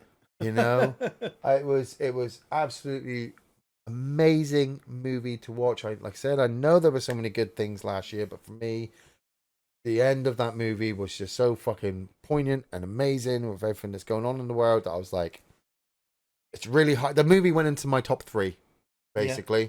My top 3 is always moving around, but it is up there right now in my top 3, and it's going to be a real hard movie to try to beat. Nice. Yeah. So yeah, that was my last year. Yeah, nice, Ian. Well, I have a top 10 here. They are in, I guess, a specific order. I never really know whether it's going to be a film, a TV show, or a game, or a book that's going to take my number 1 spot. But I will just give you my honorable mentions to begin with. Yes. And I will say it was pretty tight. Some of these were on the list, but they got nudged off because I think that there was some excellent stuff last year. Yeah. So my honorable mentions are Bring Her Back. Nice. Adolescence. F1. The Life of Chuck. Final Destination Bloodlines. John Candy. I Like Me. That was amazing. Battlefield 6. And Dispatch. Yeah. As I said earlier, Dispatch is on my shortlist because I've not finished it, but I absolutely feel like it will be, or it should deserve a place on my top 10 of 2025. Yeah. But coming in at number 10, I know this might upset a few people that it's so low on my list, and not number 1. But Claire Obscure Expedition 33. If you don't know what it is at this point, it's a role-playing game that was developed by a French studio called Sandfall Interactive, and it's set in a dark fantasy world. And the game follows some volunteers, the Expedition 33, as they set out to destroy the Paintress, which is a being causing a yearly gommage, which erases those at or above an ever-decreasing age. So the year before, anyone 34 and above died. The year before that, anyone 35 and above died. So at the beginning of this game, anyone that is 34 years old gamages and turns to dust, like Thanos has snapped his fingers. Yeah. They dust. So the age is dropping and dropping and dropping and dropping to the desperation of like people are having to foster these kids because their parents have gamaged. Yeah. So we follow the Expedition 33. Because obviously time is running out. They'll be sending children in a minute to go and defeat the Paintress and stop this from happening. The story is so compelling. The voice acting, the characters, the world, the music score. It is an old school, like, Japanese RPG, turn-based combat. But you have, the difficulty is that you have to time your parries, your dodges, your jumps, your counterattacks, and level up your abilities. And you can make a mess of leveling up your character if you don't perk them right. You can, of course, reset them and do it again. But yeah, it gets difficult, but not too difficult. It doesn't hold your hand, but it does give you all the tools to be able to actually make a mockery of the game if you really know what you're doing. But the reason why it's probably so low on my list is that by the time I got to Act 3, the game had already rolled credits, and then it goes, now Act 3, begin. And you're like, that was pretty fucking heavy going. It kind of ended, but there's still, I guess, a lot more story to go. Yeah. And I actually put the game down and never went back to it. My PC died. I lost my saves. I lost the game. I lost everything. So I was like, I'm done. But the experience I had with it, magic, special, really just went against the grain of going, look, turn-based, RPG mechanics, they still work. And I'm so glad that the game did as well as it's done. So, wait, hold on. So you lost the game, so you didn't fully go back and complete it? My hard drive died, so when I reinstalled my Xbox, Game Pass thing, and got the game, my saves were gone, so... Oh, so you just haven't gone back to do it again? I don't want to go for another 40 hours to get to Act 3 again. Right. As great as the game is, I don't feel like replaying it all. Yeah, especially as there were some platforming elements that I just didn't want to repeat. Because I heard it from another person who was playing it, who said, like, as they got towards the end of the game, they wished they'd known it was the end of the game. Because they would have liked to have done a few things. And then some other people have said, oh yeah, I've gone off and I did these things so that when I came back, because there was like a level cap, I think, at one point, but then you got something that could allow you to go even further above that. So then when you got to the end boss, you were just fucking absolutely smashing them. You know, like in Final Fantasy, at certain points you get to the open world map. Yeah. You don't get the open world map until Act 3 in this game. Right, yeah. So you have completed the game, completed it at that moment. And then when the map opens up, that's when you can go back other areas that you didn't go to, or you can go to like the hard areas and get extra stuff. So there's more challenge there, but there is more story there too. I was really I wasn't really surprised about Clair Obscur, but I was also really surprised of how well it was received, because even every year we get all the normal big name games coming. Yeah, you know, your new Battlefield, your new Call of Duty, your new this, your new that. And you always just wait for that one gem that happens to come out and everyone goes, that's the fucking game of the year. Yeah. Those other 5 games that you were telling us were going to be game of the year don't amount... Pale in comparison to this. Pale in comparison. And so then Clair Obscur dropped and everybody was absolutely loving it. And I loved the idea that obviously it was a brand new RPG, Japanese style RPG, made by a bunch of French developers. Yeah, who grew up playing those Japanese RPGs that we all did. Exactly. So. And then they just they smashed the board of awards as well. And and it also does feel that your normal everyday gamer reviewers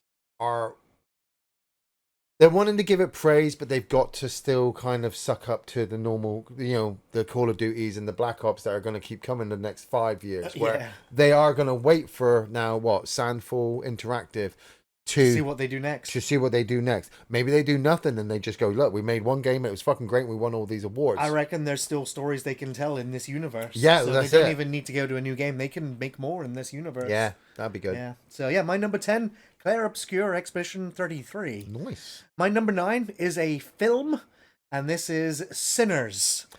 Yeah. Now, this is another film that I think will probably appear a lot higher on others. I should maybe preface this, I mean, if you don't know me at this point, I tend to like more horror, sci-fi, and genre stuff than I do like dramas, period pieces, musicals. No. Now, I do watch them, appreciate them, but you'll find that my list is not an objective list. This is a subjective. These are the things that entertain me the most. Yeah. So you'll tend to find I lean one way more than the other here. But Sinners, absolutely, though, was... fucking cracking. It was a cracking. It was early in the year last year. I've still not watched it. You still haven't seen it? Okay, no, wow. But I know... the fact that when the idea for Sinners dropped, I immediately looked, and when I saw the trailer, because you didn't watch the trailer... I stayed spoiler-free, trailer-free, yeah. When I saw the trailer, I was like, oh my god, this looks like From Dusk Till Dawn, but set in, you know, the Deep South...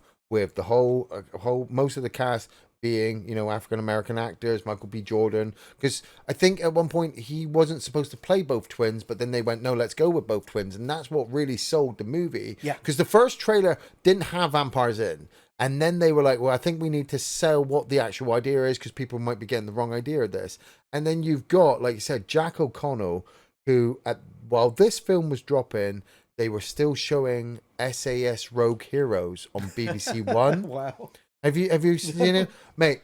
I don't watch BBC, I'm afraid. No, yeah, I get that. But he plays... I ain't paying no license. Jack O'Connell plays in that Paddy Mayne, who is one of Britain's great fucking heroes who started off the SAS. Okay.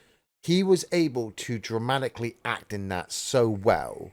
that I was like, oh my god, if he's that good in this, I'd love to see what he's like in Sinners. Sure. The fact that Sinners he's a vampire, I'm like, that's brilliant. This is also kind of, like I said, pays back to why I'm so annoyed with like 28 years later, because you took him and you turned him into something and it just doesn't work. Where in comparison to Sinners, him going up against Michael B. Jordan, fucking, Hayley Stanfield as well. She's really great good. in it. Yeah. Leroy, it's not Leroy Jenkins. It's Leroy Jenkins. It's I'll have to wiki him in a minute, but he's a great actor as well. But I mean, it was also really well directed. It's from the same guy that directed Creed. Yes. So like, and obviously his relationship with Michael B. Jordan as well. Like I just felt like Sinners, it built up to the action really, really well, so that when it did all kick off, it was frenetic and fast, but for me it was over too quickly, and it didn't revel in and enjoy its bloodshed as much as, say, From Dusk Till Dawn does. Well, yeah, and that film goes in a completely different direction at the midpoint, where Sinners, it goes in an opposite direction to what that one does in terms of style and tone. Yeah. Whereas Sinners is obviously much better shot. Yeah. The cinematography stunning. The music stunning. The blues music accompanies this horror story really, really well. Yeah, yeah. It's great character piece. It's got the historical themes in there too. So yeah, it's also just visually stunning film. Yeah, and so yeah, like it's worth all the praise that it got. Like I'm not saying it's a remake of From Dusk Till Dawn. I'm not saying that he copied the ideas and was doing it. I'm saying I saw reflections of it in Sinners, 100%. which made me also realize that Sinners is very unique in its own. And I'm just going on a limb here, but last year as well, January was Nosferatu, right? Well, Nosferatu dropped, I think, at the start of the year or the end of the year. Then Sinners came out after. Yeah. And Sinners is obviously, even though some people would argue Nosferatu is the better looking film, the better directed, it's not that unique. It is just a remake of Nosferatu. Well, yeah. Sinners is unique. It stands on its own merit. Two brothers come back to a town and they just so happen to come across a guy. Two brothers. Yeah. Hey, wait a minute. Wasn't that what From Dusk Till Dawn was about? Yeah. And they have a bag full of money. Yeah. And they go to a Definitely bar. original, and man. the fucking vampire. No. Hey, I'm not arguing. I'm also, people are like Sinners should win Oscars. I'm like, well, From Dusk Till Dawn should have won Oscars. But it's, like you said, it's the accompaniment of it all, the backdrop of the location that they're at, the prejudices to these people, trying to open the back. Unique, That's it. Then you throw the vampire element in, and you're like I said, with fucking 28 years later, it's like, what's worse, the human element or the monster element? The humans. Yeah. But in Sinners, it's like, well, no, the monsters kind of look. And I mean, we were the monsters until the monsters turned up. Hayley Steinfeld's like, no, I'll play a sexy vampire. And you're like, yes, you will. Jinx, you owe me a Coke. You drank it all. So, yeah, my number 10, Claire Obscure. My number 9, Sinners. My number 8, The Long Walk. Oh, I've seen this. Oh, yeah, what did you think? It was good. All right, me too. Yeah, director Francis Lawrence, the guy who did Constantine 2005. Oh, nice. He also did a bunch of the Hunger Games films. Yeah, it stars Cooper Hoffman, as you said, and David Johnson from Alien Romulus. Yeah. And it is about a group of teenage boys that compete in the annual contest known as the Long Walk, in which they must maintain a certain walking speed or get shot and killed. Yeah. And it really is, like Ian already said, it's about that human element. It's about those people that they know that, like, 99% of them on this walk are going to die. Yeah. But it's the camaraderie that they build with each other to just keep going. Like, and you are in their shoes walking with them. Yes. Obviously, the pacing, you might say it falters, but like you with them from that journey, from when they're sat down to when they start walking, day and night. You're a part of it, and you can't help but feel that emotional attachment come the end. Yeah. When it all obviously plays out as it does. But yeah, really stellar filmmaking. Loved, again, the cinematography, the night shots. And I think it was, for more than anything, it was just an actor's piece. Yeah. And I also feel sorry for the poor actors because they're walking the entire time. Man, fucking it's the shit sequences. Yeah, it's the little moments of each individual character's faltering moments before they're inevitably shot. For me, like, a horror movie exists in Fantasyland until the horror movie elements become reality.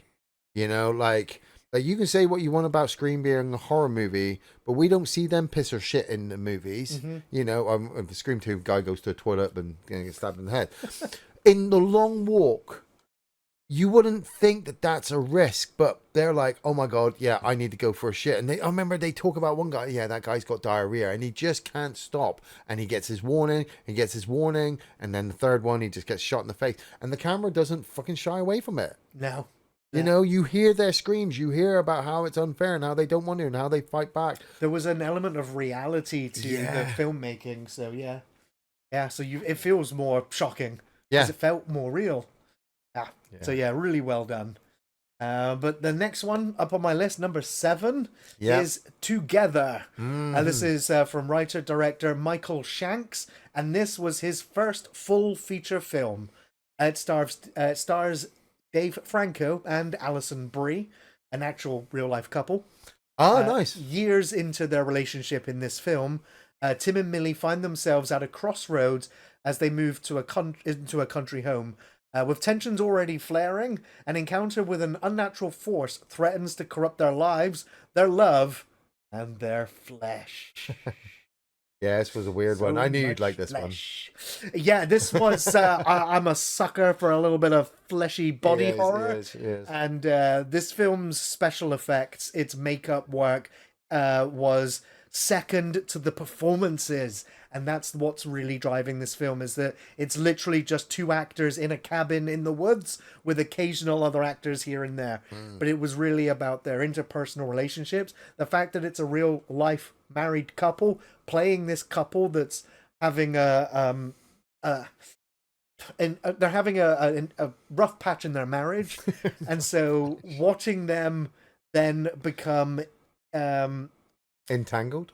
Well, like the supernatural presence, which I think you can spoil it. Forces them together. It's that they become like magnetized, where they cannot separate. They cannot. But then the body horror starts to happen, where it's like the Blob, like the Thing. It's like they literally, like the scene in End of Days with the devil. You know? Yeah, he merges the 2 women together. It's gross. It's freaking gross. But it's also got an air of comedy to it, and again, because the actors in it are so good, it all just paid off so well come the end. And I think I'm just giving extra points to this because it's a first time director.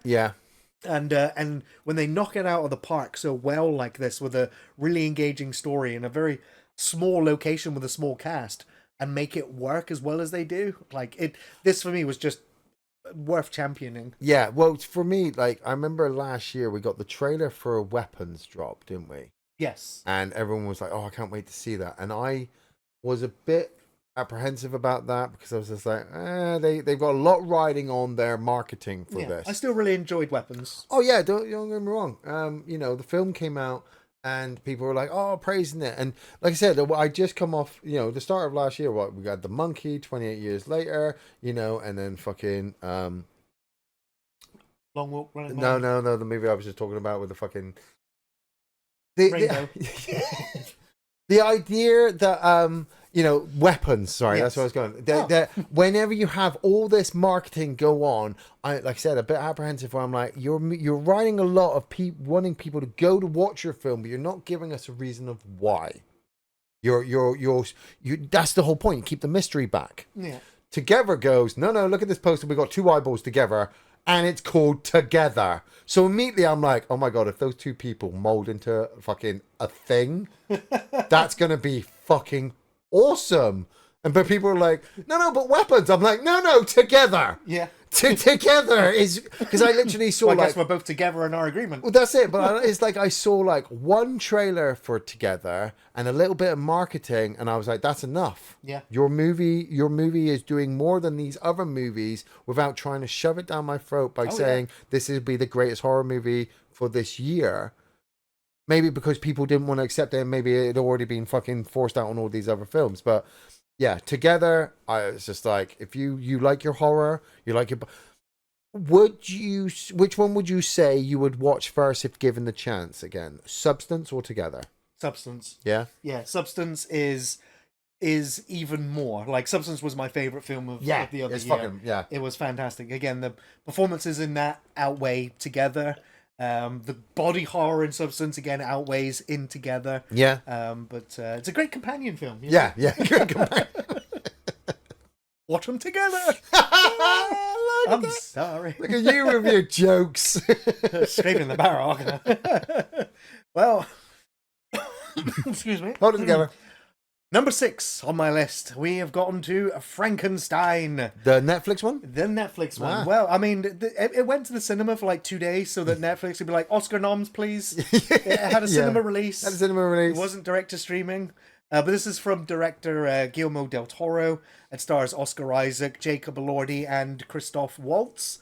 And, well, if you don't know, Dr. Victor Frankenstein, brilliant but egotistical scientist. Yeah. He brings a creature to life in a monstrous experiment that ultimately leads to the undoing of both the creator and his tragic creation. Is Oscar Isaac Frankenstein? Yes. Right, okay, yeah. Jacob Elordi is the Frankenstein's monster. Yeah. And Christoph Waltz is the friend, the investor. Ah.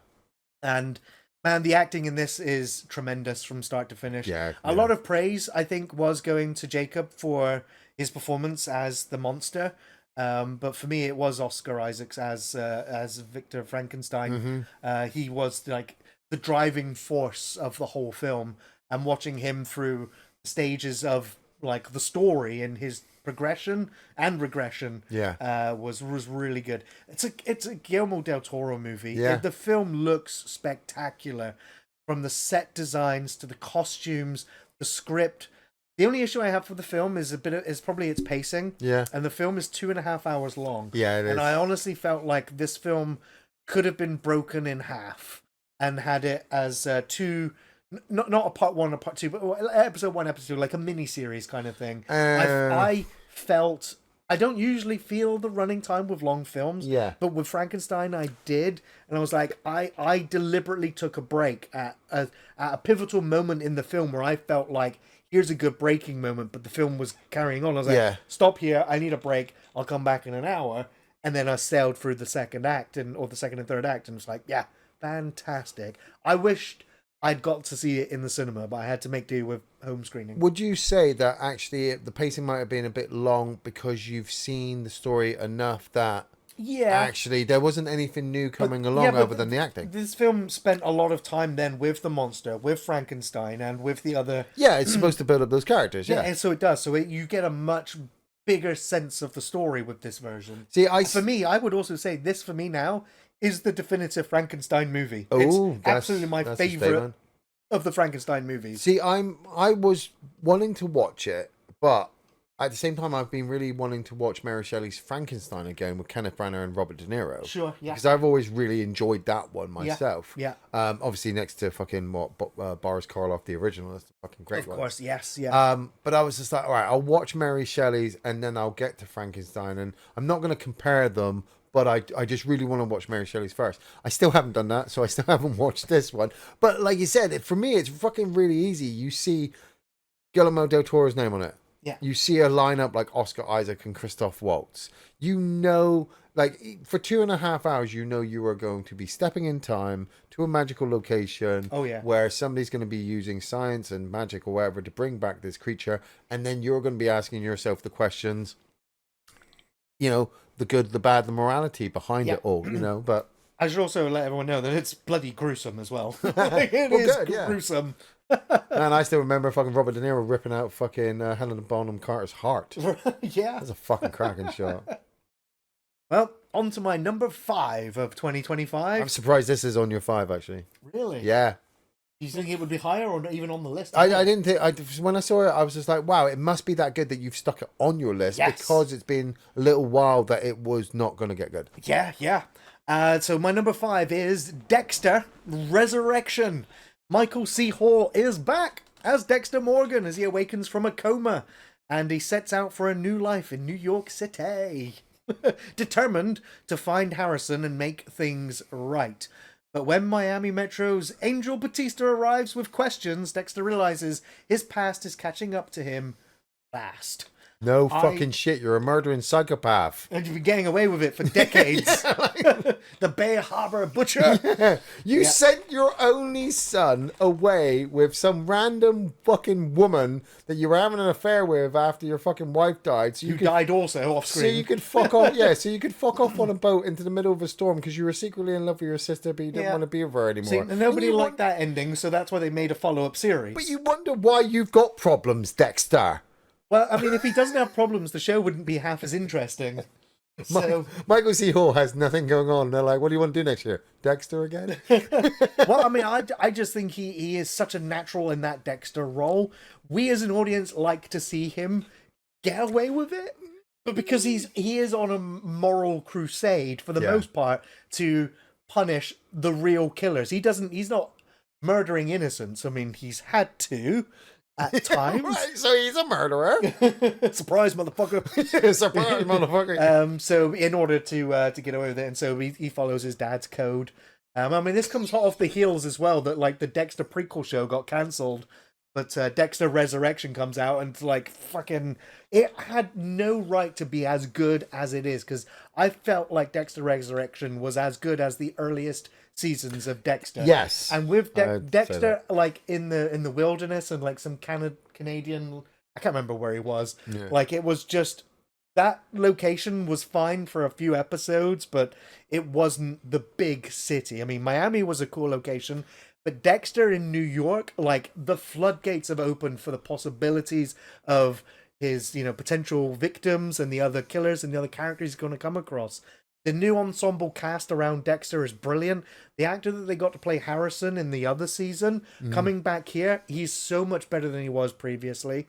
And the fact that there were so many callbacks and actors from the previous seasons of Dexter coming back for a cameo moment here and there, it really nailed everything that you would want to see in a continuation of the show. And if you had burnt out on Dexter and thought that it jumped the shark and got bad, give Resurrection a go. It really is a solid resurrection, and it will pull at your heartstrings. It will have lots of surprises and twists and turns. And when just look at the cast.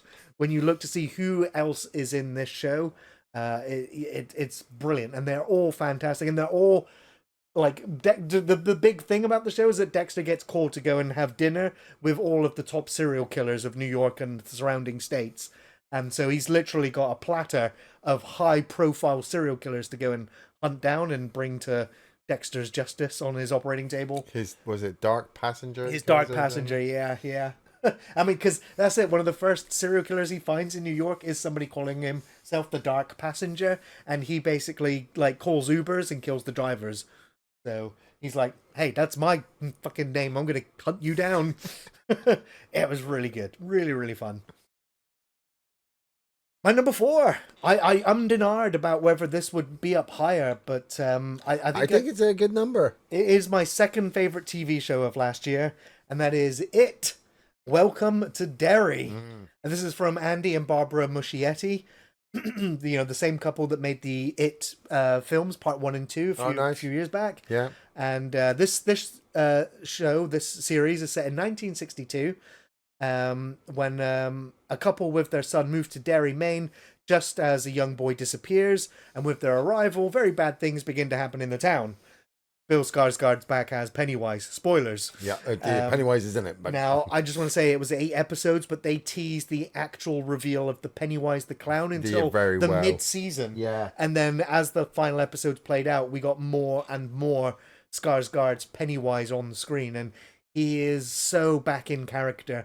We get so much more lore exploration from the book that feeds into the Muschietti's adapted version of it. Yeah. And it all ties up with one hell of a twist come the end of the show that just recontextualizes a lot of things, and it opens the door to the wider King universe and everything else, and it gets you excited for where season 2 and season 3, the concluding season of this chapter, is going to be.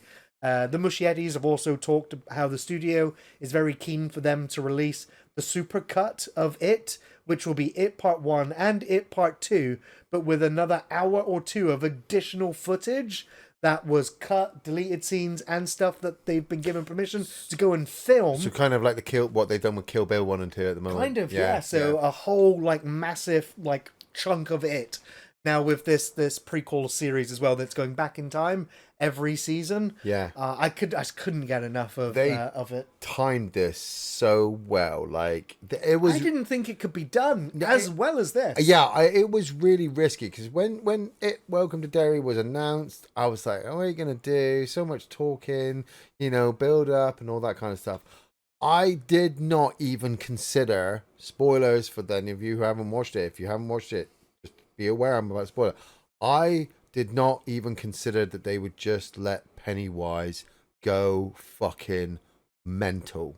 Yeah. Like I didn't watch the series. YouTube went, "Hey Ian, look at this." And look how many kids Pennywise is tearing to pieces this week. I'm like, fucking hell, is this a new film? No. This is just an episode that they've just shown, and they're teasing what's going to happen next episode. There's so many great Pennywise sequences. So many. So good. And the fact, like I said, they timed it so well because Stranger Things was out at the same time.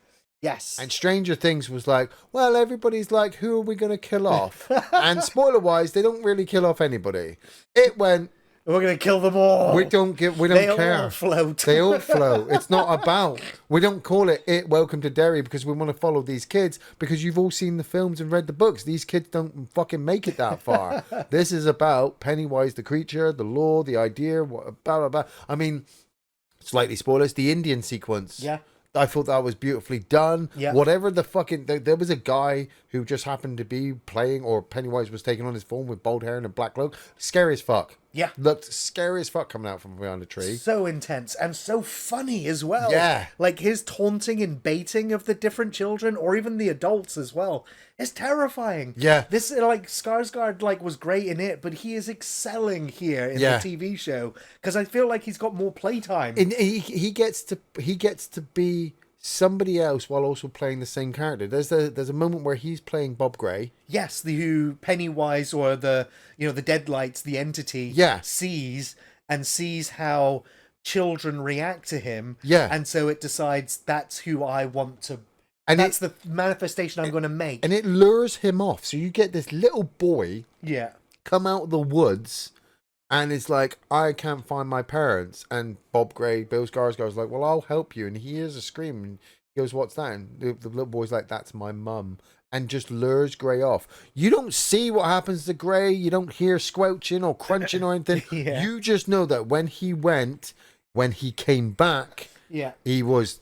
The standout scene for me is when Bob Gray's daughter, who's much older, which find out is Mrs. Kirsch, is confronting Pennywise, and she thinks it's her father. Yeah. And she's actually been feeding children to Pennywise. In essence, because she's like, I want my dad back. And when she's talking to him like it's her dad, and then Pennywise is just drops like some wonderful lines, and you're like, that's so dark. Oh, it's perfect. Yeah. Beautiful. Brilliant. Absolutely brilliant. Yeah. So my number 3 on the list, this being my favorite film of 2025, that is The Ugly Stepsister. And this is from writer-director Emily Blichfeld. And this, again, is a first-time full feature film from a first-time director. Yeah. And the story follows Elvira, who battles against her gorgeous stepsister in a realm where beauty reigns supreme. She resorts to extreme measures to captivate the prince amid a ruthless competition for physical perfection. This is the Cinderella story for adults, with lots of body horror, suspense, and some pretty twisted humor. Yeah. It's disgustingly, wickedly good fun. I was blown away by this film. I knew or heard that there was some Cinderella-esque kind of inspiration in the film. Yeah. But as the film went on more and more of the Cinderella stuff started to happen. Just as an example where, the shoe, should it fit? Yeah. And she ends up hobbling herself. She ends up cutting off her toes to make her foot fit the shoe so that the prince will come to her. So it has all the Cinderella stuff, the carriage, everything, but it's all played in reality, and so you you get swept away with this, this chase for outer beauty, because these women, these ugly stepsisters, they want the prince, and of course you've got the.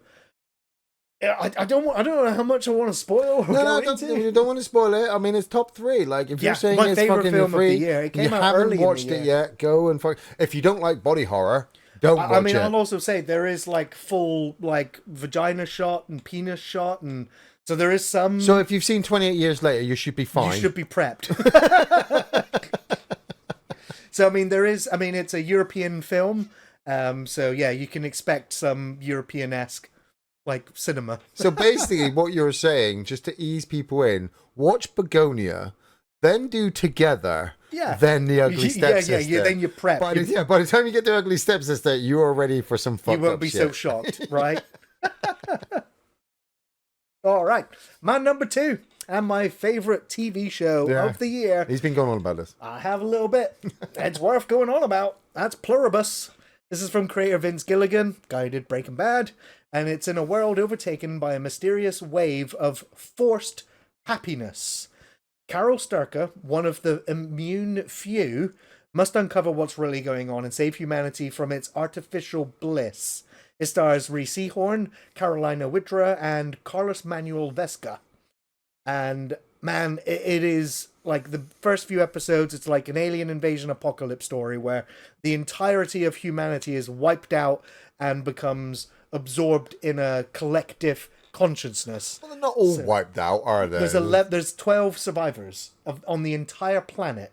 12 survivors. Oh, shit. Everybody else has become the Borg, a hive mind. So the humanity's still alive, they're just not in their heads. Well, there's 12, and then there's the collective, which is the combined intelligence and memories and thoughts and feelings of everyone on the planet at that point in time that they got absorbed into the collective. And so they all have all memories and knowledge of everyone and everything. And so when they see our protagonist, Carol, everyone she walks past, complete strangers to her, they're like, "Hi, Carol." Yeah. Hi, Carol, because they all know her. Yeah. Because they all have got the memories of people that knew her because they're part of the collective now.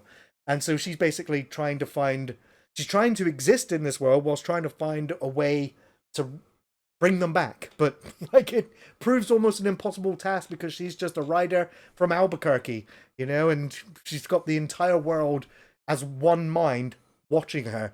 But they are all in a state of eternal bliss. They are extremely happy all the time because there's no war, there's no famine, there's no issues. They're just all at perfect peace all the time. It's going to turn out. So they wish to give that to her like a gift. Like, save yourself, join us, be part of the mind. Yeah, but it also feels like the way that the show's going, it could almost get to the twist where actually the aliens are good and the people are happy and they are still alive, and this Carol's going to come along and fuck it all up. Yeah, it could be.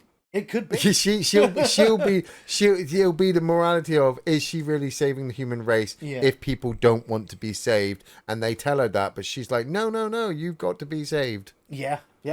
That's I mean, we're going to be waiting, unfortunately, like as it is these days, like 2 years between seasons, which is unfortunate. But the writing is so good, the acting is really good. It's so well constructed and made. Like every reason I could give, I'm saving for time here, why it would be my favorite show of last year. It excels at. So yeah, highly recommend Pluribus. It is a must-watch TV show. Nice. Which brings me to my number 1. And if you're not a stranger to this channel, you might have guessed. It is the game that I spent. Oh, that slipped. It's a game.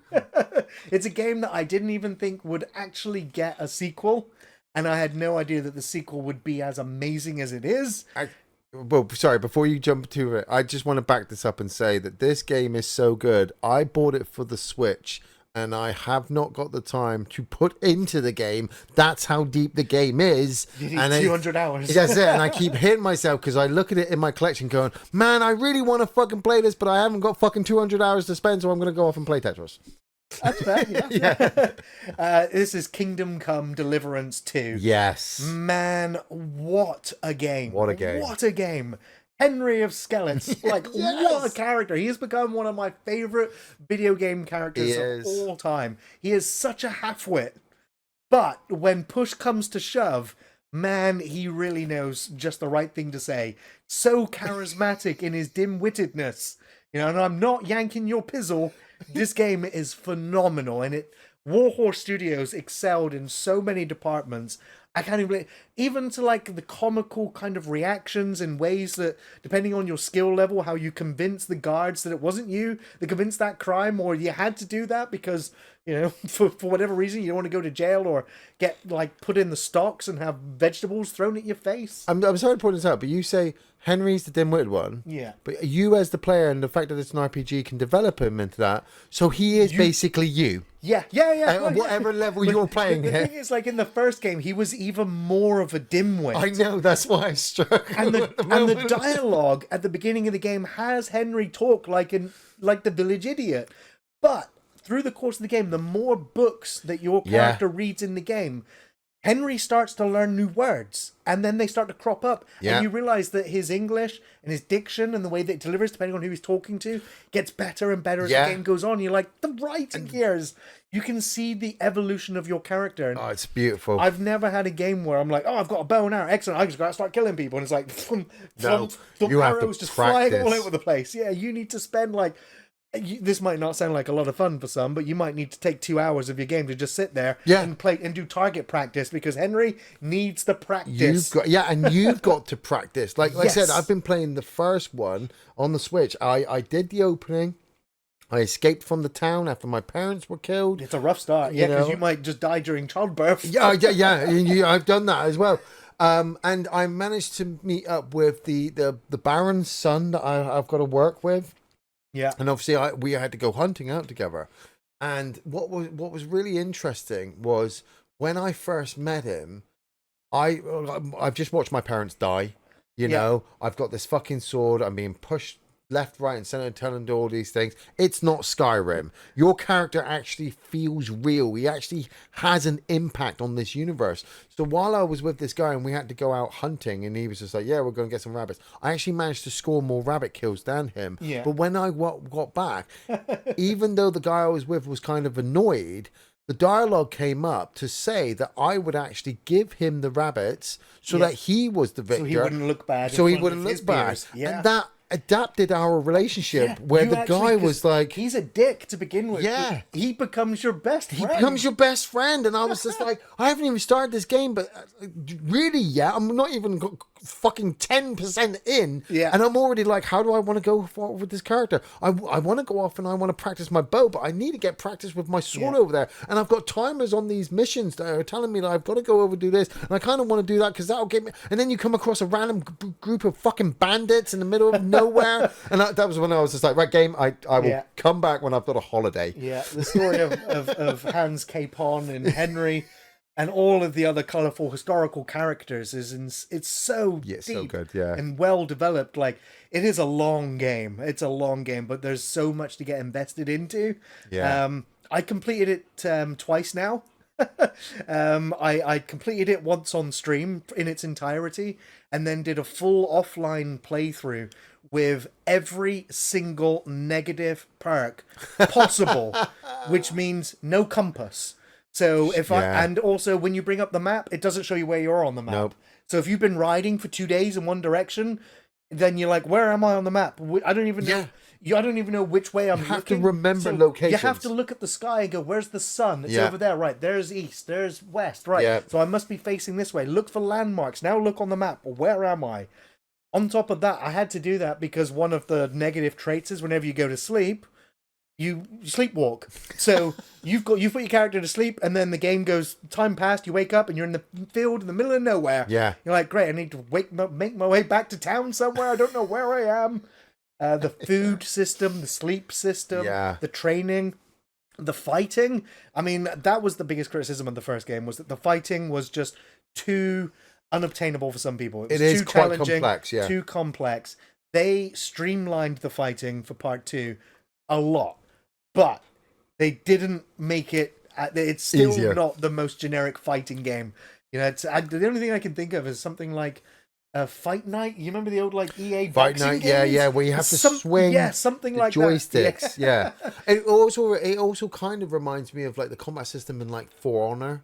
where like you bring your arms up to fucking do an overhead smash, but it completely leaves this part of your body open. So if they react, you're going to get hit. Yes. So you've got to know when to block, parry, and do combos.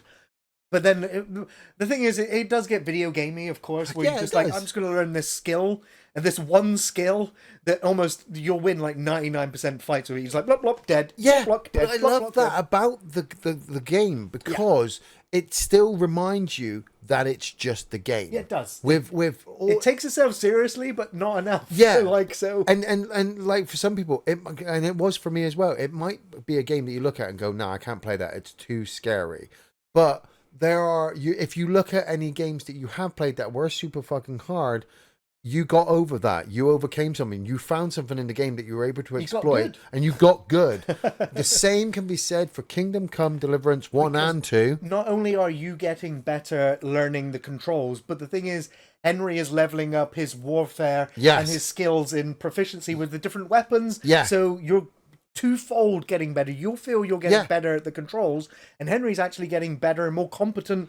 And so you feel that progression. Yeah, I got it from Witcher 3 as well. I never was a big fan of a Witcher game, but when I finally sat down and started playing Witcher 3 and I started learning the combat and the parry system and the potions and all that, I was just sucked into the world. I found all the characters really interesting. The dialogue I must have spent like 40 hours just brewing potions. Yeah. But then you get into forging swords. When you get into Kingdom Come Deliverance 1 or 2, whichever one you're playing, if you've played Skyrim and you've played Witcher, it's much like that, but without the magic, without the dragons. It's reality in this system where you actually can make decisions. The world is affected by those decisions. Yeah. Your character is affected by those decisions, and I would say, I'll go on a limb and say it, no 2 game playthroughs will be the same unless you specifically do the exact same thing you did the first time around, but you won't want to. Because you'll be like, oh, I used a sword last time. This time I want to use an axe. Right? Yeah. Yeah. Mix it up. So yeah, like just absolutely phenomenal game. And the thing that I think surprised me most, I never even thought it would see the light of day. And now that it's over and done with, and they're still releasing DLC for it. Yeah. I've not gone back to. I'm like, I've put enough hours in. I'm happy with my story, and I'll now eagerly await a part 3, which they have to do. They have to do a part 3 now. The return of Henry. Right? Yeah. Well, I should also just wrap up very quickly that I have a dog shit list of the year. Yeah. And there's only 2 things on there. Yep. That's Alien Earth and Vampire the Masquerade Bloodlines 2. Less said the better about both. Yeah, how do they keep fucking up Vampire the Masquerade? Yeah, just lying to us about the game they wanted to make and then releasing something that was got nothing to do with an RPG. We're releasing Vampire the Masquerade. Yeah, you're going to be able to do all these things. Really? No. But here's the game anyway. It's kind of the same thing with Alien Earth. They were like, hey, you ready for Alien Earth? Yeah, is it going to have these things? No. It's going to be Hope you like eyeballs with tentacles. Yeah. Oh, that'll be interesting. Well, that's going to bring us to the end of this part of the podcast. That's pretty exciting, yeah. Yeah, we're going to take a small break, but when we come back, we'll be answering your questions.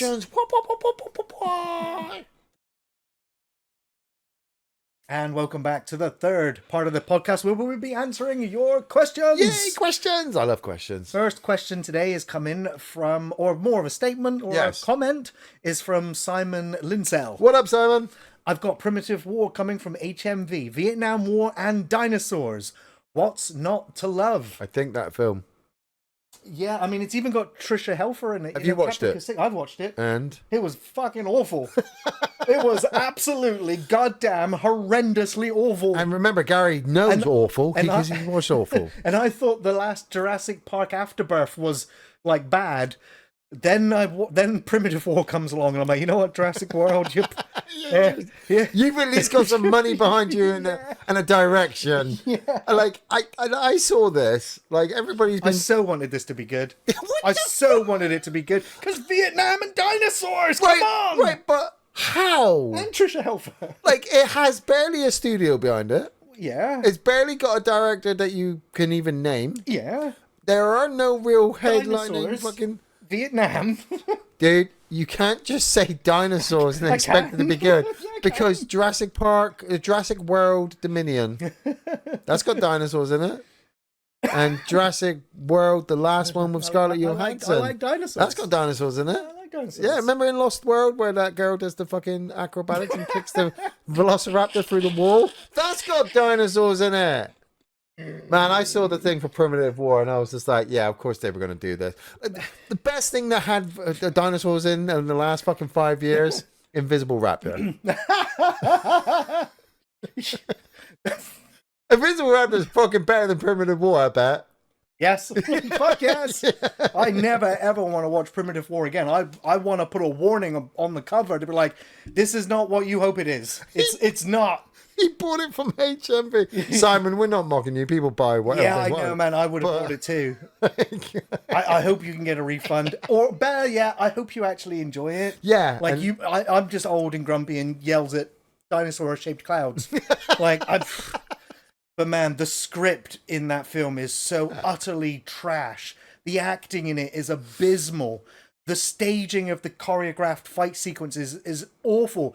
The thing that got me was like you know, films are filmed on green screens and blue screens, right? Yeah. So when there's depth and something is coming, a CGI green screened object is coming towards the screen. Yeah. What it felt like in this film was that the green screen was being moved towards them.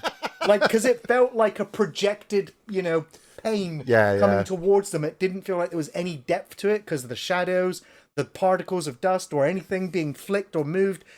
Just flat images. And so the dinosaurs felt fake as hell. CGI, of course, but fake as hell. Didn't feel like I was there, they were there. So all of the action scenes where they were shooting away at dinosaurs left, right, and center, terrible. Now, the thing is, if you press pause and look at the film, you're like, wow, that looks fucking great. And you hit play and you're like, oh, it's horrible. That's the weird, sickly feeling I had with that film. Not only was it just badly acted and badly scripted, but in motion, I got motion sickness just looking at the film. But if you pause it, it looks amazing. You're like, millions and billions of dollars spent there. But as soon as it's in motion, it's garbage. When they started to fire their guns, was it actual gun firing or was it the CGI muzzle flash at the end of the gun? Absolutely CGI, everything. Right, okay, muzzle flashes, fuck everything. that. Fuck it's that. so cheap. Fuck off. Is it worse than Theodore Rex? I mean, Jesus. You know what? Theodore Rex is pretty fucking bad. Is that the one where the guy's in the actual yeah, it's Whoopi Goldberg. Yeah, one. that's the one. Yeah, no, that's pretty bad. And no, I'd say Theodore Rex is better. And I haven't even seen Primitive War, but just the name. I don't even want to watch Theodore Rex again. That's it. Primitive War, Vietnam dinosaurs, bad special effects. At least Theodore Rex has Whoopi Goldberg in, and she can save a movie just on comedy alone. This is true. Yeah. Yeah. So, good luck, Simon. Next question is from Josh Del Monte. Hello, Josh. I might have asked these questions before, so I do apologise. I can't find other questions to ask. My memory of seeing a film from either cinema or home media or TV. Oh, wait. I can't find another question to ask. First memory of seeing a film in the cinema or at home on TV. You have memories, Josh, but they're a bit jarring, so difficult to tell. That's fair. We have been asked this question before. I don't know if it was from you, Josh, but I already know my answer. I don't have to think about it. It was The Jungle Book in the cinema, nice. Being taken by my dad. I had no idea where we were. I'd never been in a room that size before. Like my whole memory of it. But not only that, it is just one of the earliest memories I have. I can't think beyond that of any other memory. So it's not just my first memory of the cinema. It's one of my earliest memories ever. And I think that helped shape, of course, my love of the cinema and of film. Yeah. Because it's my earliest memory. It was like I was born and I was sat in a cinema. Yeah. Like that's how it feels. Came out of the vagina and there's a big screen. Yeah. You're like, oh. For me, I've got two memories, and I'm not entirely sure which one came first, but I have one which I definitely have real memory of, and then one which is kind of like a vague, kind of weird dream-like nightmare. The dream-like nightmare is Jaws, and all I remember as a kid is just the image of a shark smashing onto the back end of a boat, and two guys on the boat. And I was so young that the shark just seemed a lot bigger and huger, and the two people on the boat were really fucking having to fight. You know, in my mind, it's like a Harry Harrison, fucking the modeler guy. Yeah. It's like one of those with the giant kraken coming out. That's how big the shark is. And then I would remember years later, obviously watching Jaws and seeing the shark and going, "Oh, it's not as big as I remember." So I feel like that. But the one I get the most in-depth descriptive idea of, this is the first kind of film I remember seeing, was I was on holiday with my family. My family were sorting out the room so that we could obviously get our suitcases away and all that kind of stuff and settle down. And my parents put the TV on to sit me down in front of, and it was The Spy Who Loved Me, James Bond. It was the action sequence where they had just exploded the big the captured submarine crews have just escaped and start taking on the guy's army inside the giant boat. Yeah. And so it just blew my mind that you see these submarines inside this giant tanker, and there's this whole war going on between these guys, and there's fucking Roger Moore just running around holding on to this bomb thing and blowing up the big wall so he can get in there and try and stop the nukes, which years later always makes me laugh when I rewatch that movie, that he blows up 2 missiles that kind of set off 2 massive nuke explosions, but nobody questions it. It's fine. It's fine. Nobody questions the Roger Moore Bond movies. So yeah, Bond and Jaws. Nice. Yeah, good memories. Nice. Thanks for the question, Josh. Next question is from Paul Atherton. What up, Paul? Now, there's a lot of questions in here and some statements too. So right, okay. I'll read the whole thing and then we can, whatever we remember, we can respond to. Okay. Hey guys, hope you're both okay, sucking in those 2026 vibes. Yeah. Hopefully good and happy ones. Hope you both had a fab Xmas. And this is Paul's top 10 films from 2025. Okay. Black Phone 2. Nice. F1. Sinners. Avatar, Fire and Ash. Okay. Zootopia 2. Which I'm hearing a lot of press for. People are enjoying it. Warfare. Miss Imp, Final Reckoning. Okay. The Monkey. K-Pop Demon Hunter, which I think has gone down as the highest rated film of the year. I fucking watched that twice. I don't know why. Thunderbolts. Which was good. Yeah, I've not watched it. You know, it's pretty damn good. I did enjoy it. And top 10 TV shows from Paul. Paradise, Adolescence, Wednesday Season 2, nice. Stranger Things Season 5, Untamed, Squid Game, Monster, the Ed Gein story. Really? Reacher, and Season 6 of Cobra Kai. Oh, Cobra Kai, totally, definitely, yeah. And following question, will you both be watching WWE Saturday Night's main event tonight, then Royal Rumble next Saturday? Who's your pick to win tonight and Rumble winners? Yeah. Mine's Roman Reigns and Bianca Belair. Finally, what are your thoughts on the upcoming Masters of the Universe movie? I watched the trailer on YouTube and was impressed. Can't wait for it June 5th. Keep up the good work, guys. Take care and hope 2026 brings you happiness and good memories in your everyday lives. Boom, fist bump. Cheers, Paul. Yeah, so it's Saturday night main event tonight. The only match I'm really sure of and aware of is Drew McIntyre versus Randy Orton, for the championship, because Drew McIntyre beat Cody Rhodes. Yes. Which on a SmackDown, right? Yeah, it was on a SmackDown in Germany. Was it a German one? I think it was. It was definitely not in America. Yeah. It was a bit of a shock, but I also felt like the idea behind Cody Rhodes at the moment being the American Nightmare. There's rumors of they're turning him heel. Yeah, well, there's always rumors of turning him heel, but I kind of feel politically at the moment, with the way that America is, having anybody called the American Nightmare dressed in the American red, white, and blue is really not kind of the inch you want to go. No, I think I want to keep him as a good guy. Yeah. Please, like, well, you do, but as a reminder of. You also maybe want to take the title away from him at the moment, so he's kind of in the background, give him a chance to face other people and push other people. Drew McIntyre being one of these guys who he deserved to win the title once again in front of a crowd. For those of you who don't remember or weren't there, right? He was the guy who won it during the COVID. Yeah. He's the guy who stood like there 10 years ago. in front of an empty arena while people watched it on screens and was doing his thing. And so he carried the company on his back for a few months. He deserves it. I don't think he's going to beat Randy Orton. I think he's going to Claymore him, because Randy Orton's still great, but he's at the age now where I just feel like it's too much for his body. Maybe. But then again, they might give it to Randy and he takes it into Royal Rumble and faces whoever it is at the Royal Rumble. Good picks there. I mean, Roman Reigns and Bianca Belair are absolute great picks. They're building up, I think, the return of Bianca Belair to take on Jade Cargill, what they've been which I've been talking about for fucking 5 years, ever since AEW came along, that those two were going to face off. Bianca Belair is the better athlete, but Jade Cargill looks the star. She's intimidating, right? She is. Oh, yeah. She's fucking muscly, like fucking kind of sexy looking. Roman Reigns is the big man that we're wanting to come back, because like I said, we've just lost John Cena. We've still got the young guys. But what do they do with him? The bloodline's over.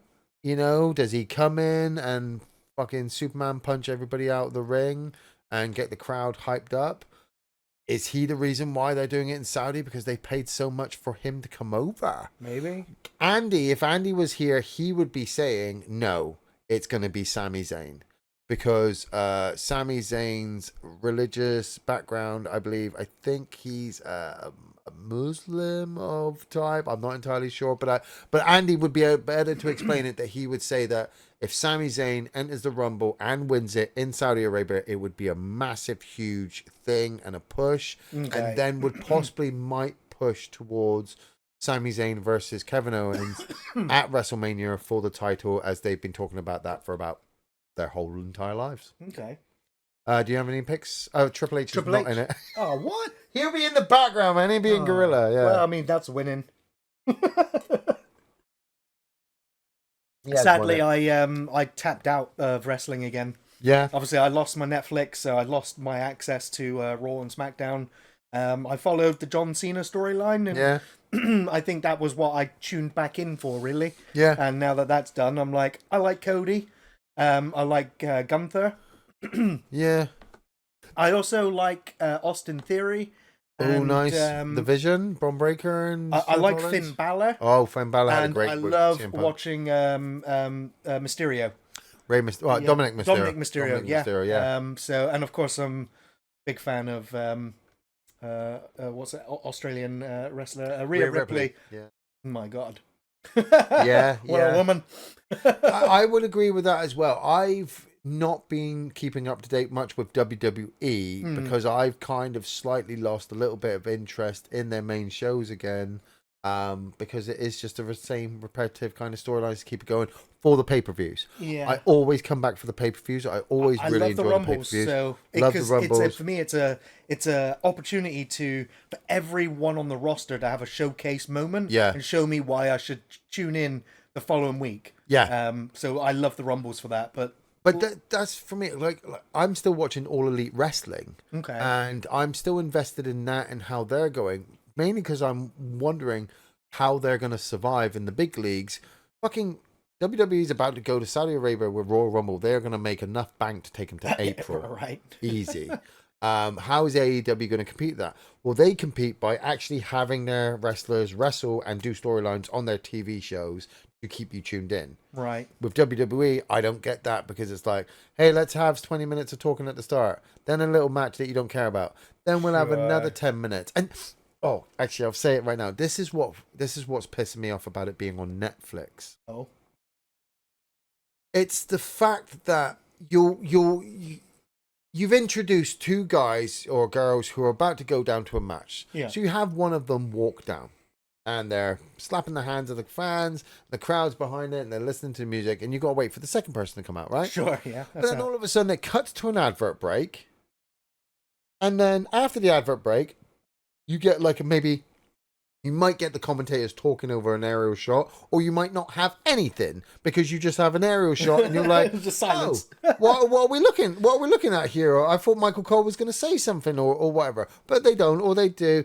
And then it cuts back to an interview backstage. And the whole time I'm like, oh, so the person who just walked down to the ring is still in the ring with their music playing, and the crowd is still watching them, but they're just cut to something else. We cut to something else, a completely different interview, which is setting up something completely different, and then we cut back to the second person walking down. Bit of a production nightmare there. It is. Yeah. I'm like, who the fuck is doing this? You can't be okay. Somebody just got fired because you've completely lost. I've lost interest now in the match that I was looking forward to that you are showcasing. Yeah. Because you're not bothered about it. They don't do it for the main events. Yeah. The last one on Raw, which was CM Punk versus Finn Balor for the title, and knowing full well CM Punk was in the league title. Yeah. There was no advert break before that. There was no mess around with the walk down. It looked exactly like a wrestling event should be. Nice. So why do it for the others? Because Netflix have to do their advertising, and they don't know how to cut adverts. Bastards. Bastard. Alrighty, well, we're moving on to our next set of questions, and we have a question here from Codude. What up, Codude? With Alien Romulus 2 in active development. They're actually calling it Alien Romulus 2. I have not yet. I mean, it's a working title until we know. Aliens Romulus. As well as allegedly Ridley Scott working on his continuation of the Prometheus and Alien Covenant storyline. Oh, you come swinging in with the another season of Alien Earth off. He's crying. Look at him. He's fucking broke. You broke him. I'm all right. I'll go for it. I mean, I don't know what he's whinging for. He watched Primitive War. Yeah, but I expected a level of cheapness to it. I just didn't know it was going to be that bad. Like with Alien, I'm still...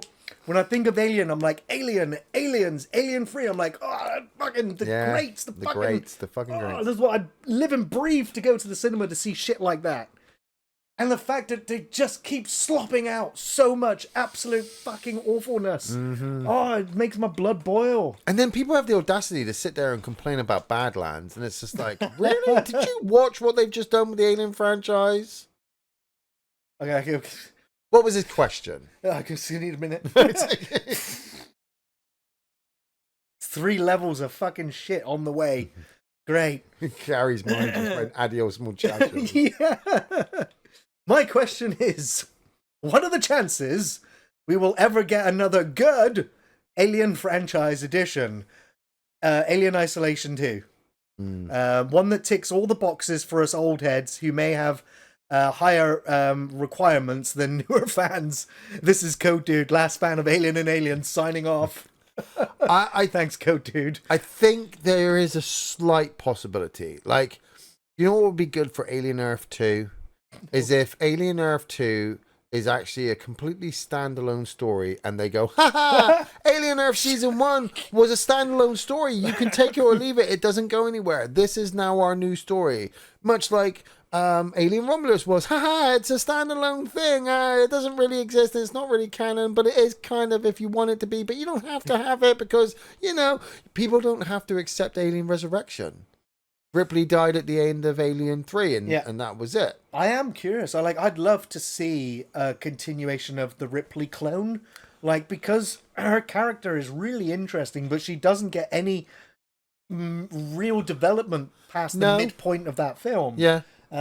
So I'd love to continue. I mean, it doesn't have to be in film form. I'd take this in graphic novel form, book form, anything. Yeah. I'd love to see where that new Ripley ends up. It's because as much as we all love, Ellen Ripley, she did die. Yeah. And the Ripley 8 clone is a new interesting character that has Ripley's memories and is part xenomorph and fascinating. It's interesting. And guess what? She didn't talk to the alien once in that Resurrection movie. Pet it on the head. She didn't go. But then again, it did she did embrace it in a hug thing. But that was like I don't know. Do you remember how much people hated the newborn? I remember being there, and they absolutely fucking. I still don't like the newborn. I do. I like it more than I like Alien Earth. Oh yeah, me too. It's funny, how much shit has followed that just makes Alien and Aliens look even better. Yeah. At this point, Alien Resurrection is still looking fucking marvelous. Yeah. Compared to all the shit that has followed and is continuing to follow.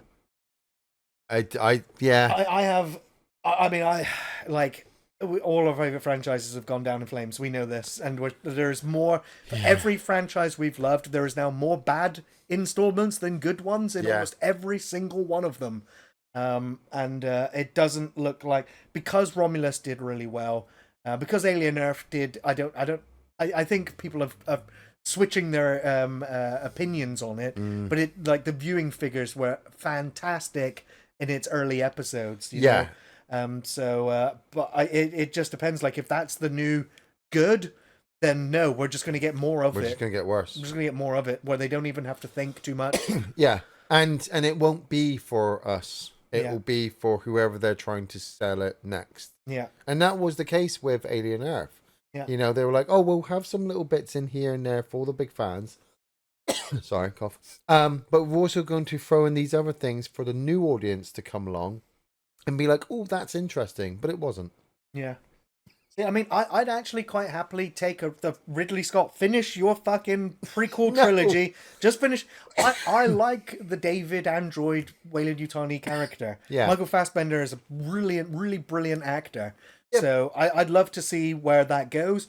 But I just feel like, for me, it's Prometheus is fine. Covenant, fuck it. Like, whatever Ridley does in Alien X, fuck it.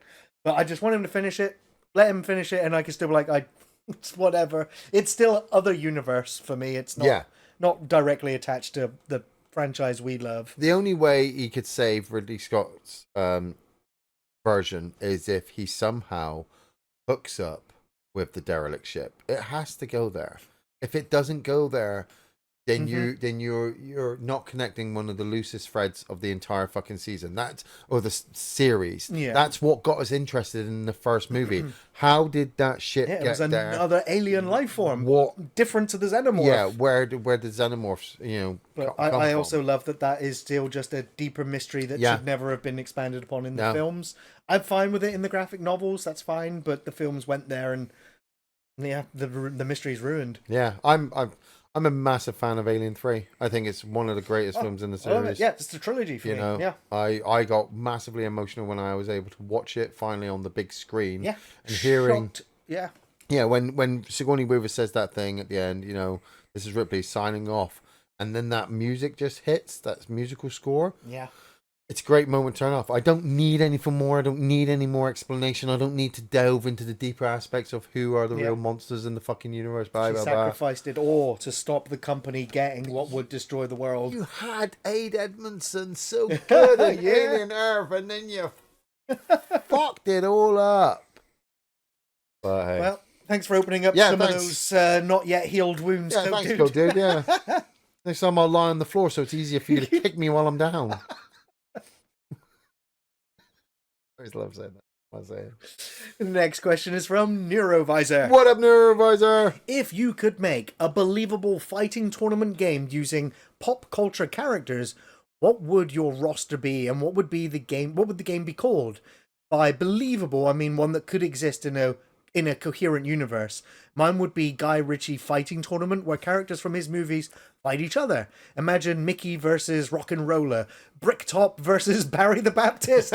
Who would win? We need answers. Do you know, for some reason, while you were reading all that, and I was thinking about it, I immediately just went, Friends. Combat. All the guest stars throughout the years. All the guest stars and the six men. I want to fight as the bloody the cafe owner. Yeah, fucking was it Gunther? Yeah. Gunther versus fucking Ross in a fight, and you get iconic locations like fucking the coffee shop, the apartment, the rooftop.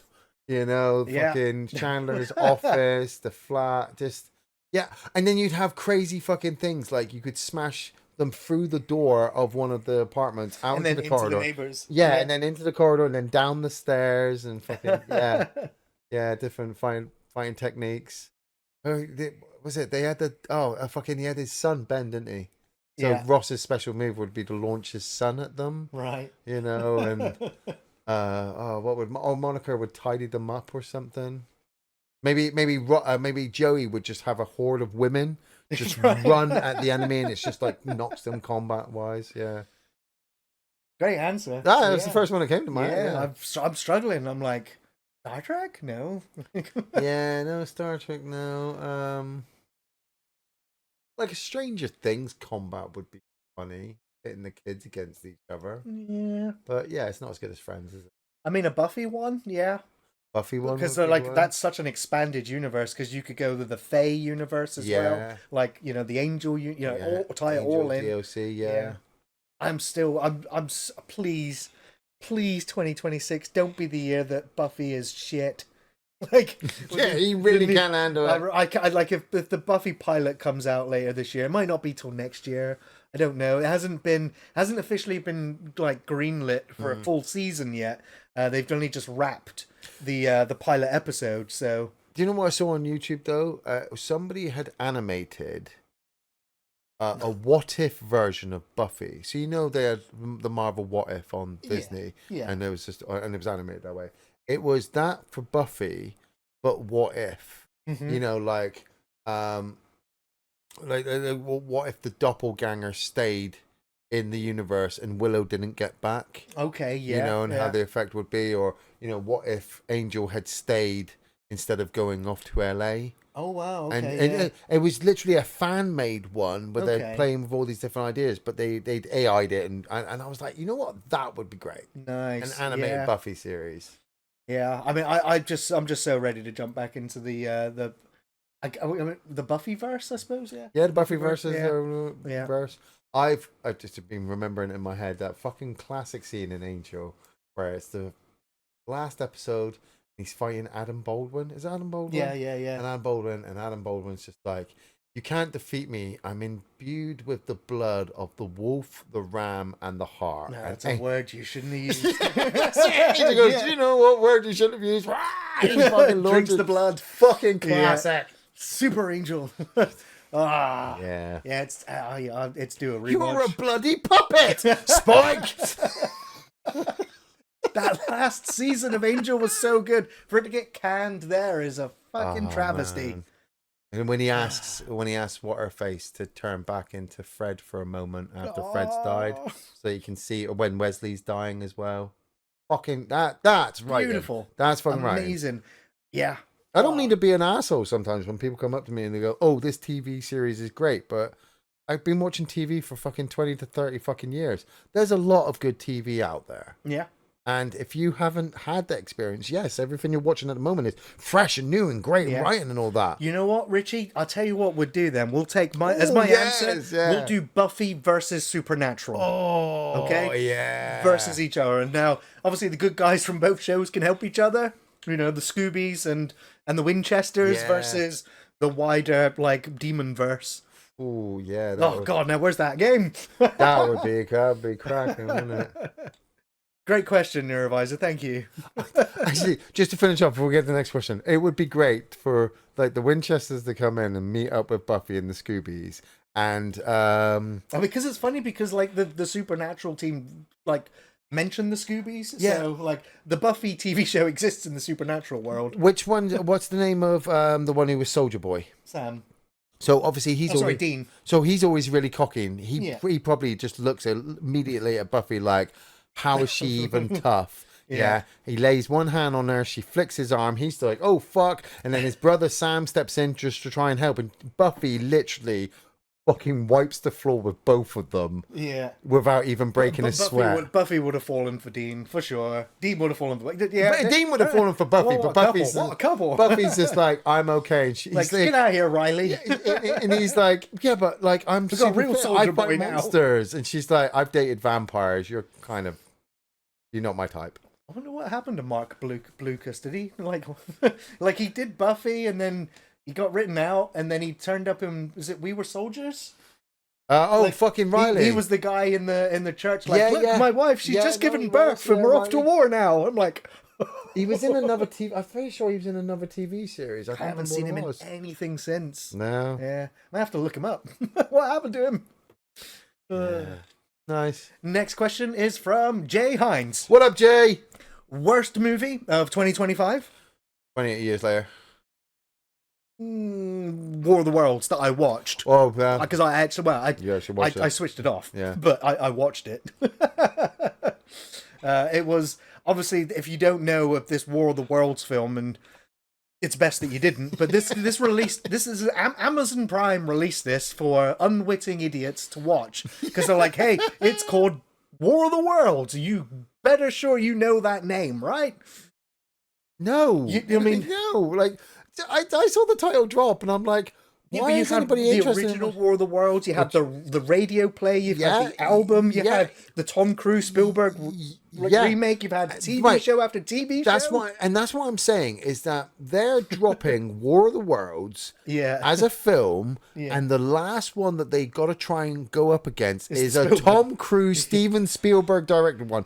There's been like 3 TV shows. That doesn't matter because it's not a TV show. They should have made this fucking Ice Cube on a TV show. It was the budget of an episode of TV. Yeah, but they're like, and I'm like, I saw the clip, like the picture of, and I'm like, how has Ice Cube staring at a screen got anything to do with War of the Worlds? And then I looked into it and I went, oh yeah, you guys just shot yourself in the foot the moment you put this idea to fucking paper, you know?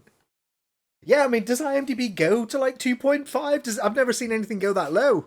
I mean, Chinese-speaking vampires, I think, was a 1.6. Yeah. So, well, okay, War Worlds or fucking or Chinese-speaking Chinese-speaking vampires. I'm taking Chinese-speaking vampires. Yeah, I mean, Give me that one and the sequel that I haven't seen yet. It is pretty. The Chinese-speaking vampires is funny.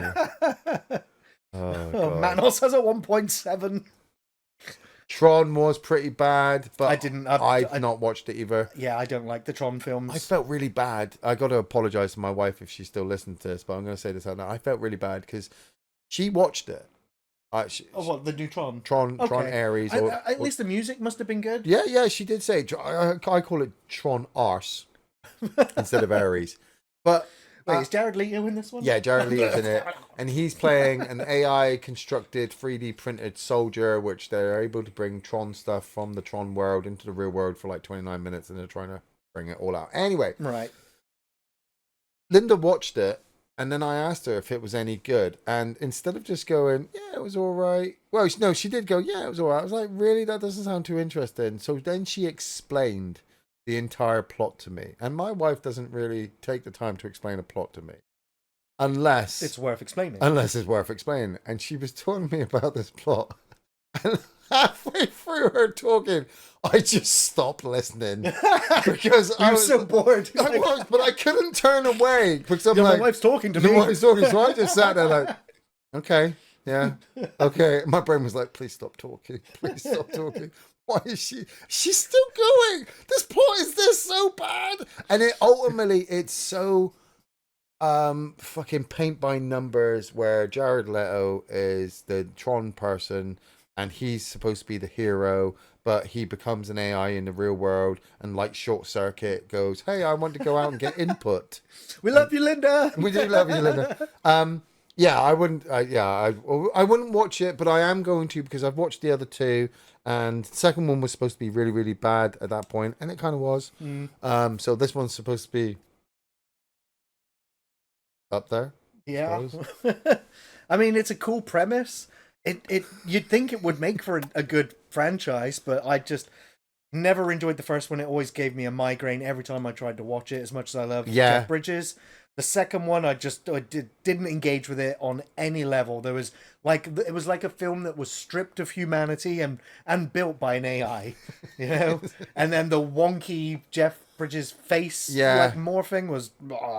I just had zero interest in the third one, but I will listen to the soundtrack. Yeah, that's it. It's Depeche Mode. Supposed to be good. Yeah. Thanks for the question, Jay.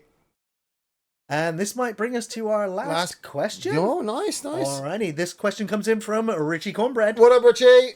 Awesome podcast and great top 10s, and congratulations, Ian, on not using Wikipedia for any of your reviews last year. I know, that was really fucking good of me, right? Nice one, dude. That was fucking, I think you've earned one free pass to use on on any review this year, so use it wisely. What I would like to know is, there's any film you reviewed last year that you wished you had wikied before watching? And Gary, are you looking forward to Resident Evil 9? You can answer first. Jesus, it's hard to try and remember exactly what it is that we reviewed last year. It's like, what, 52 fucking movies? Yeah. Not counting the fucking Halloween series that we've done. Yeah. I'm sure there are some that I've forgotten, and I don't want to go back and try and go through the list. But it's like I wish I'd kind of wikied maybe one of the Texas Chainsaw Massacres before I walked into it. Maybe that one with the kids in the asylum. But weirdly enough, like a lot of our films that we get around to, I have had a chance to wiki them in the past, and so then I do. You got the memory of them, kind of remember them. I will say, like the film that we just reviewed, I was so anxious to wiki it to find out what the fuck it was about before I walked in, because I was really afraid about what it was going to be about. Yeah.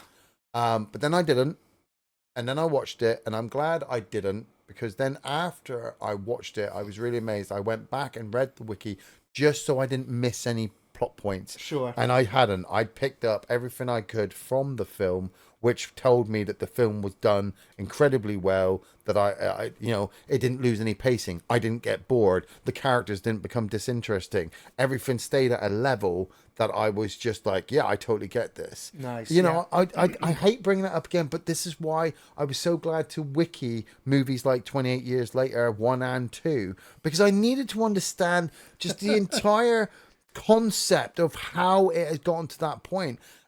And it's missed something along the way that most people who have watched the film have gone, oh yeah, it was all right, it was entertaining, and they just literally moved off and gone on to the next big thing that's come out, the next big thing that came out after that, and so on and so forth. Like we said, The Monkey came out, Sinners came out, The Long Walk came out, everything's just fucking smashed 28 years out of the park, and I've read the plot and gone, yeah, you missed something. Who are you selling this to? Why were you trying to sell this idea? It feels like the writers and the directors went, we don't care what the audience think. We're getting our ideas out there. Yeah, well, you've got to care what the audience thinks, because when the money doesn't come back and you're not being asked to make the third or fourth or continue the franchise, who do you blame? Oh, we blame the audience because they don't get the film. All right.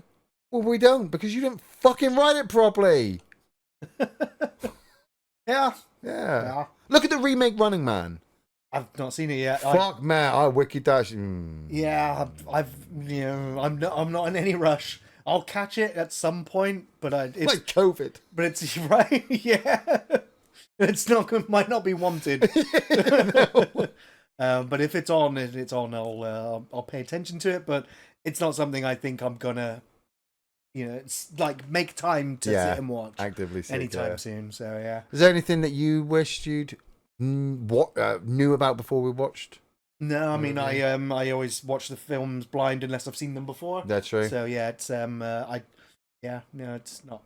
Yeah. Do you know what film I like going in blind to watch? Ray. So Resident Evil 9 is out next month. Resident Evil Requiem. I have mixed feelings about it so far. The initial teaser showed the destruction of Raccoon City, showed the crater of where the bomb dropped, and it showed the tattered remains of the RPD, the Raccoon City Police Department building, that iconic location. And it shows that we've got a character from the Outbreak, Resident Evil Outbreak games. Now her and their daughter is part of the main story. It looks like we're seeing the possibly an Ashford as the main villain. It looks like and the fact that Leon's coming back to Raccoon City, where for him this all began there. So there's a few like tendrils of story threads that I'm curious to follow. But a lot of the early stuff that was coming out, well, most of last year, didn't look like anything that made me go, that's Resident Evil in any way. There was a weird big creature thing following someone around a house. I was like, this feels more Resident Evil 7 and 8. Yeah. Which is fine, but the Resident Evil 7 and 8 storyline kind of concluded. So I don't know, like, because this one is now got character from a sidequel game and one of the most beloved Resident Evil characters returning. And I'm hearing rumors of, like, Resident Evil has never killed off a primary character. No. Like, all the main characters of Resident Evil 1 are still alive today. Yeah, I'm wondering where that rumor's come from. It just seems to be the thing, isn't it? When you get a return series or a franchise, they go, oh, are they going to kill this character off? And I'm like, why would you kill Leon off? You kill him off. He's such a moneymaker for Capcom. If you kill him off, then what we went through with the remake Resident Evil 4 seems undignified, because he should be able to beat the shit out of fucking anything. But the thing is, he's a lot older now. So, but so's Chris, and look at what fucking Chris has been able to do. I mean, he's on career. Drugs.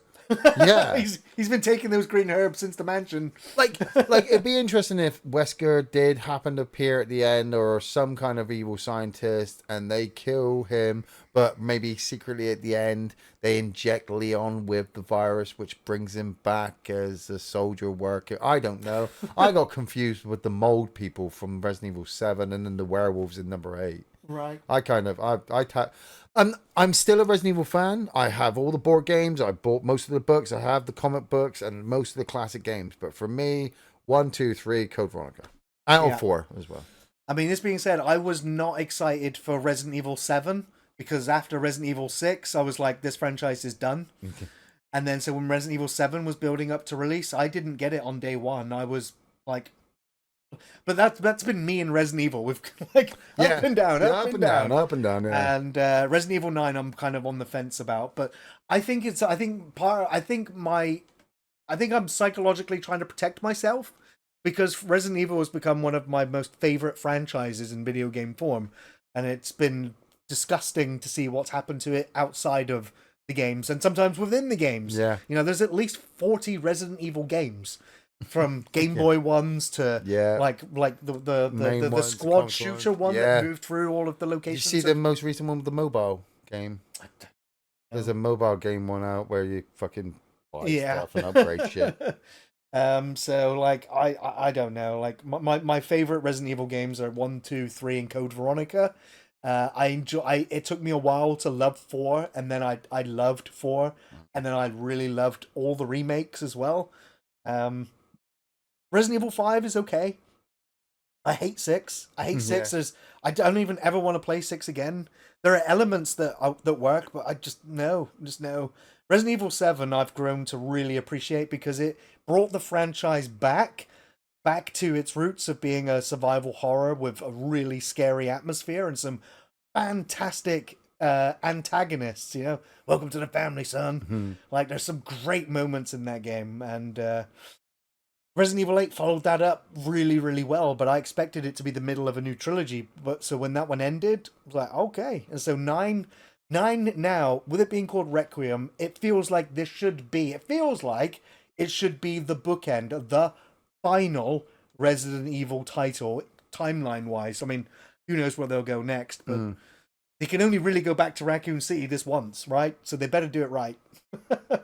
Maybe I'm just lowering my expectations because I don't want my feelings to get hurt again with Resident Evil. And if they kill Leon, I'm gonna riot. So yeah, I think it's safe to say I'll be picking up Resident Evil 9 on day 1, and I'll probably be streaming it too because I tend to do that with Resident Evil. You've set it off in my head now. Like we've been talking about it for a little bit now, so now I'm just gonna have to do it. Yeah. Captain Wesker, where's Chris? Stop it. Don't open that door. But Chris is. Bang. What is it? Maybe it's Chris.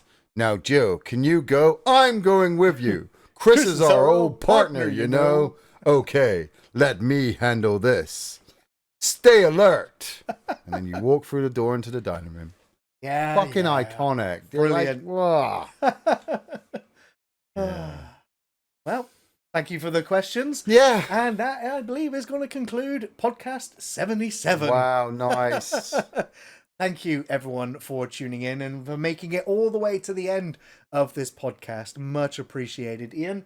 A pleasure, as always. Nice, man, yeah. Here is to 2026 and hopefully a full year of podcasts. Yeah. We're already discussing themes and ideas for the rest of the year. So hopefully we'll see you guys on the next one. Of course, you can find me on Twitch on Mondays and Wednesdays and the new film reviews every Thursday. And if you'd like to add your 2 cents in, come and join the Discord and chat with everyone about your favorite films and keep that conversation going. Till next time, everyone, take it easy.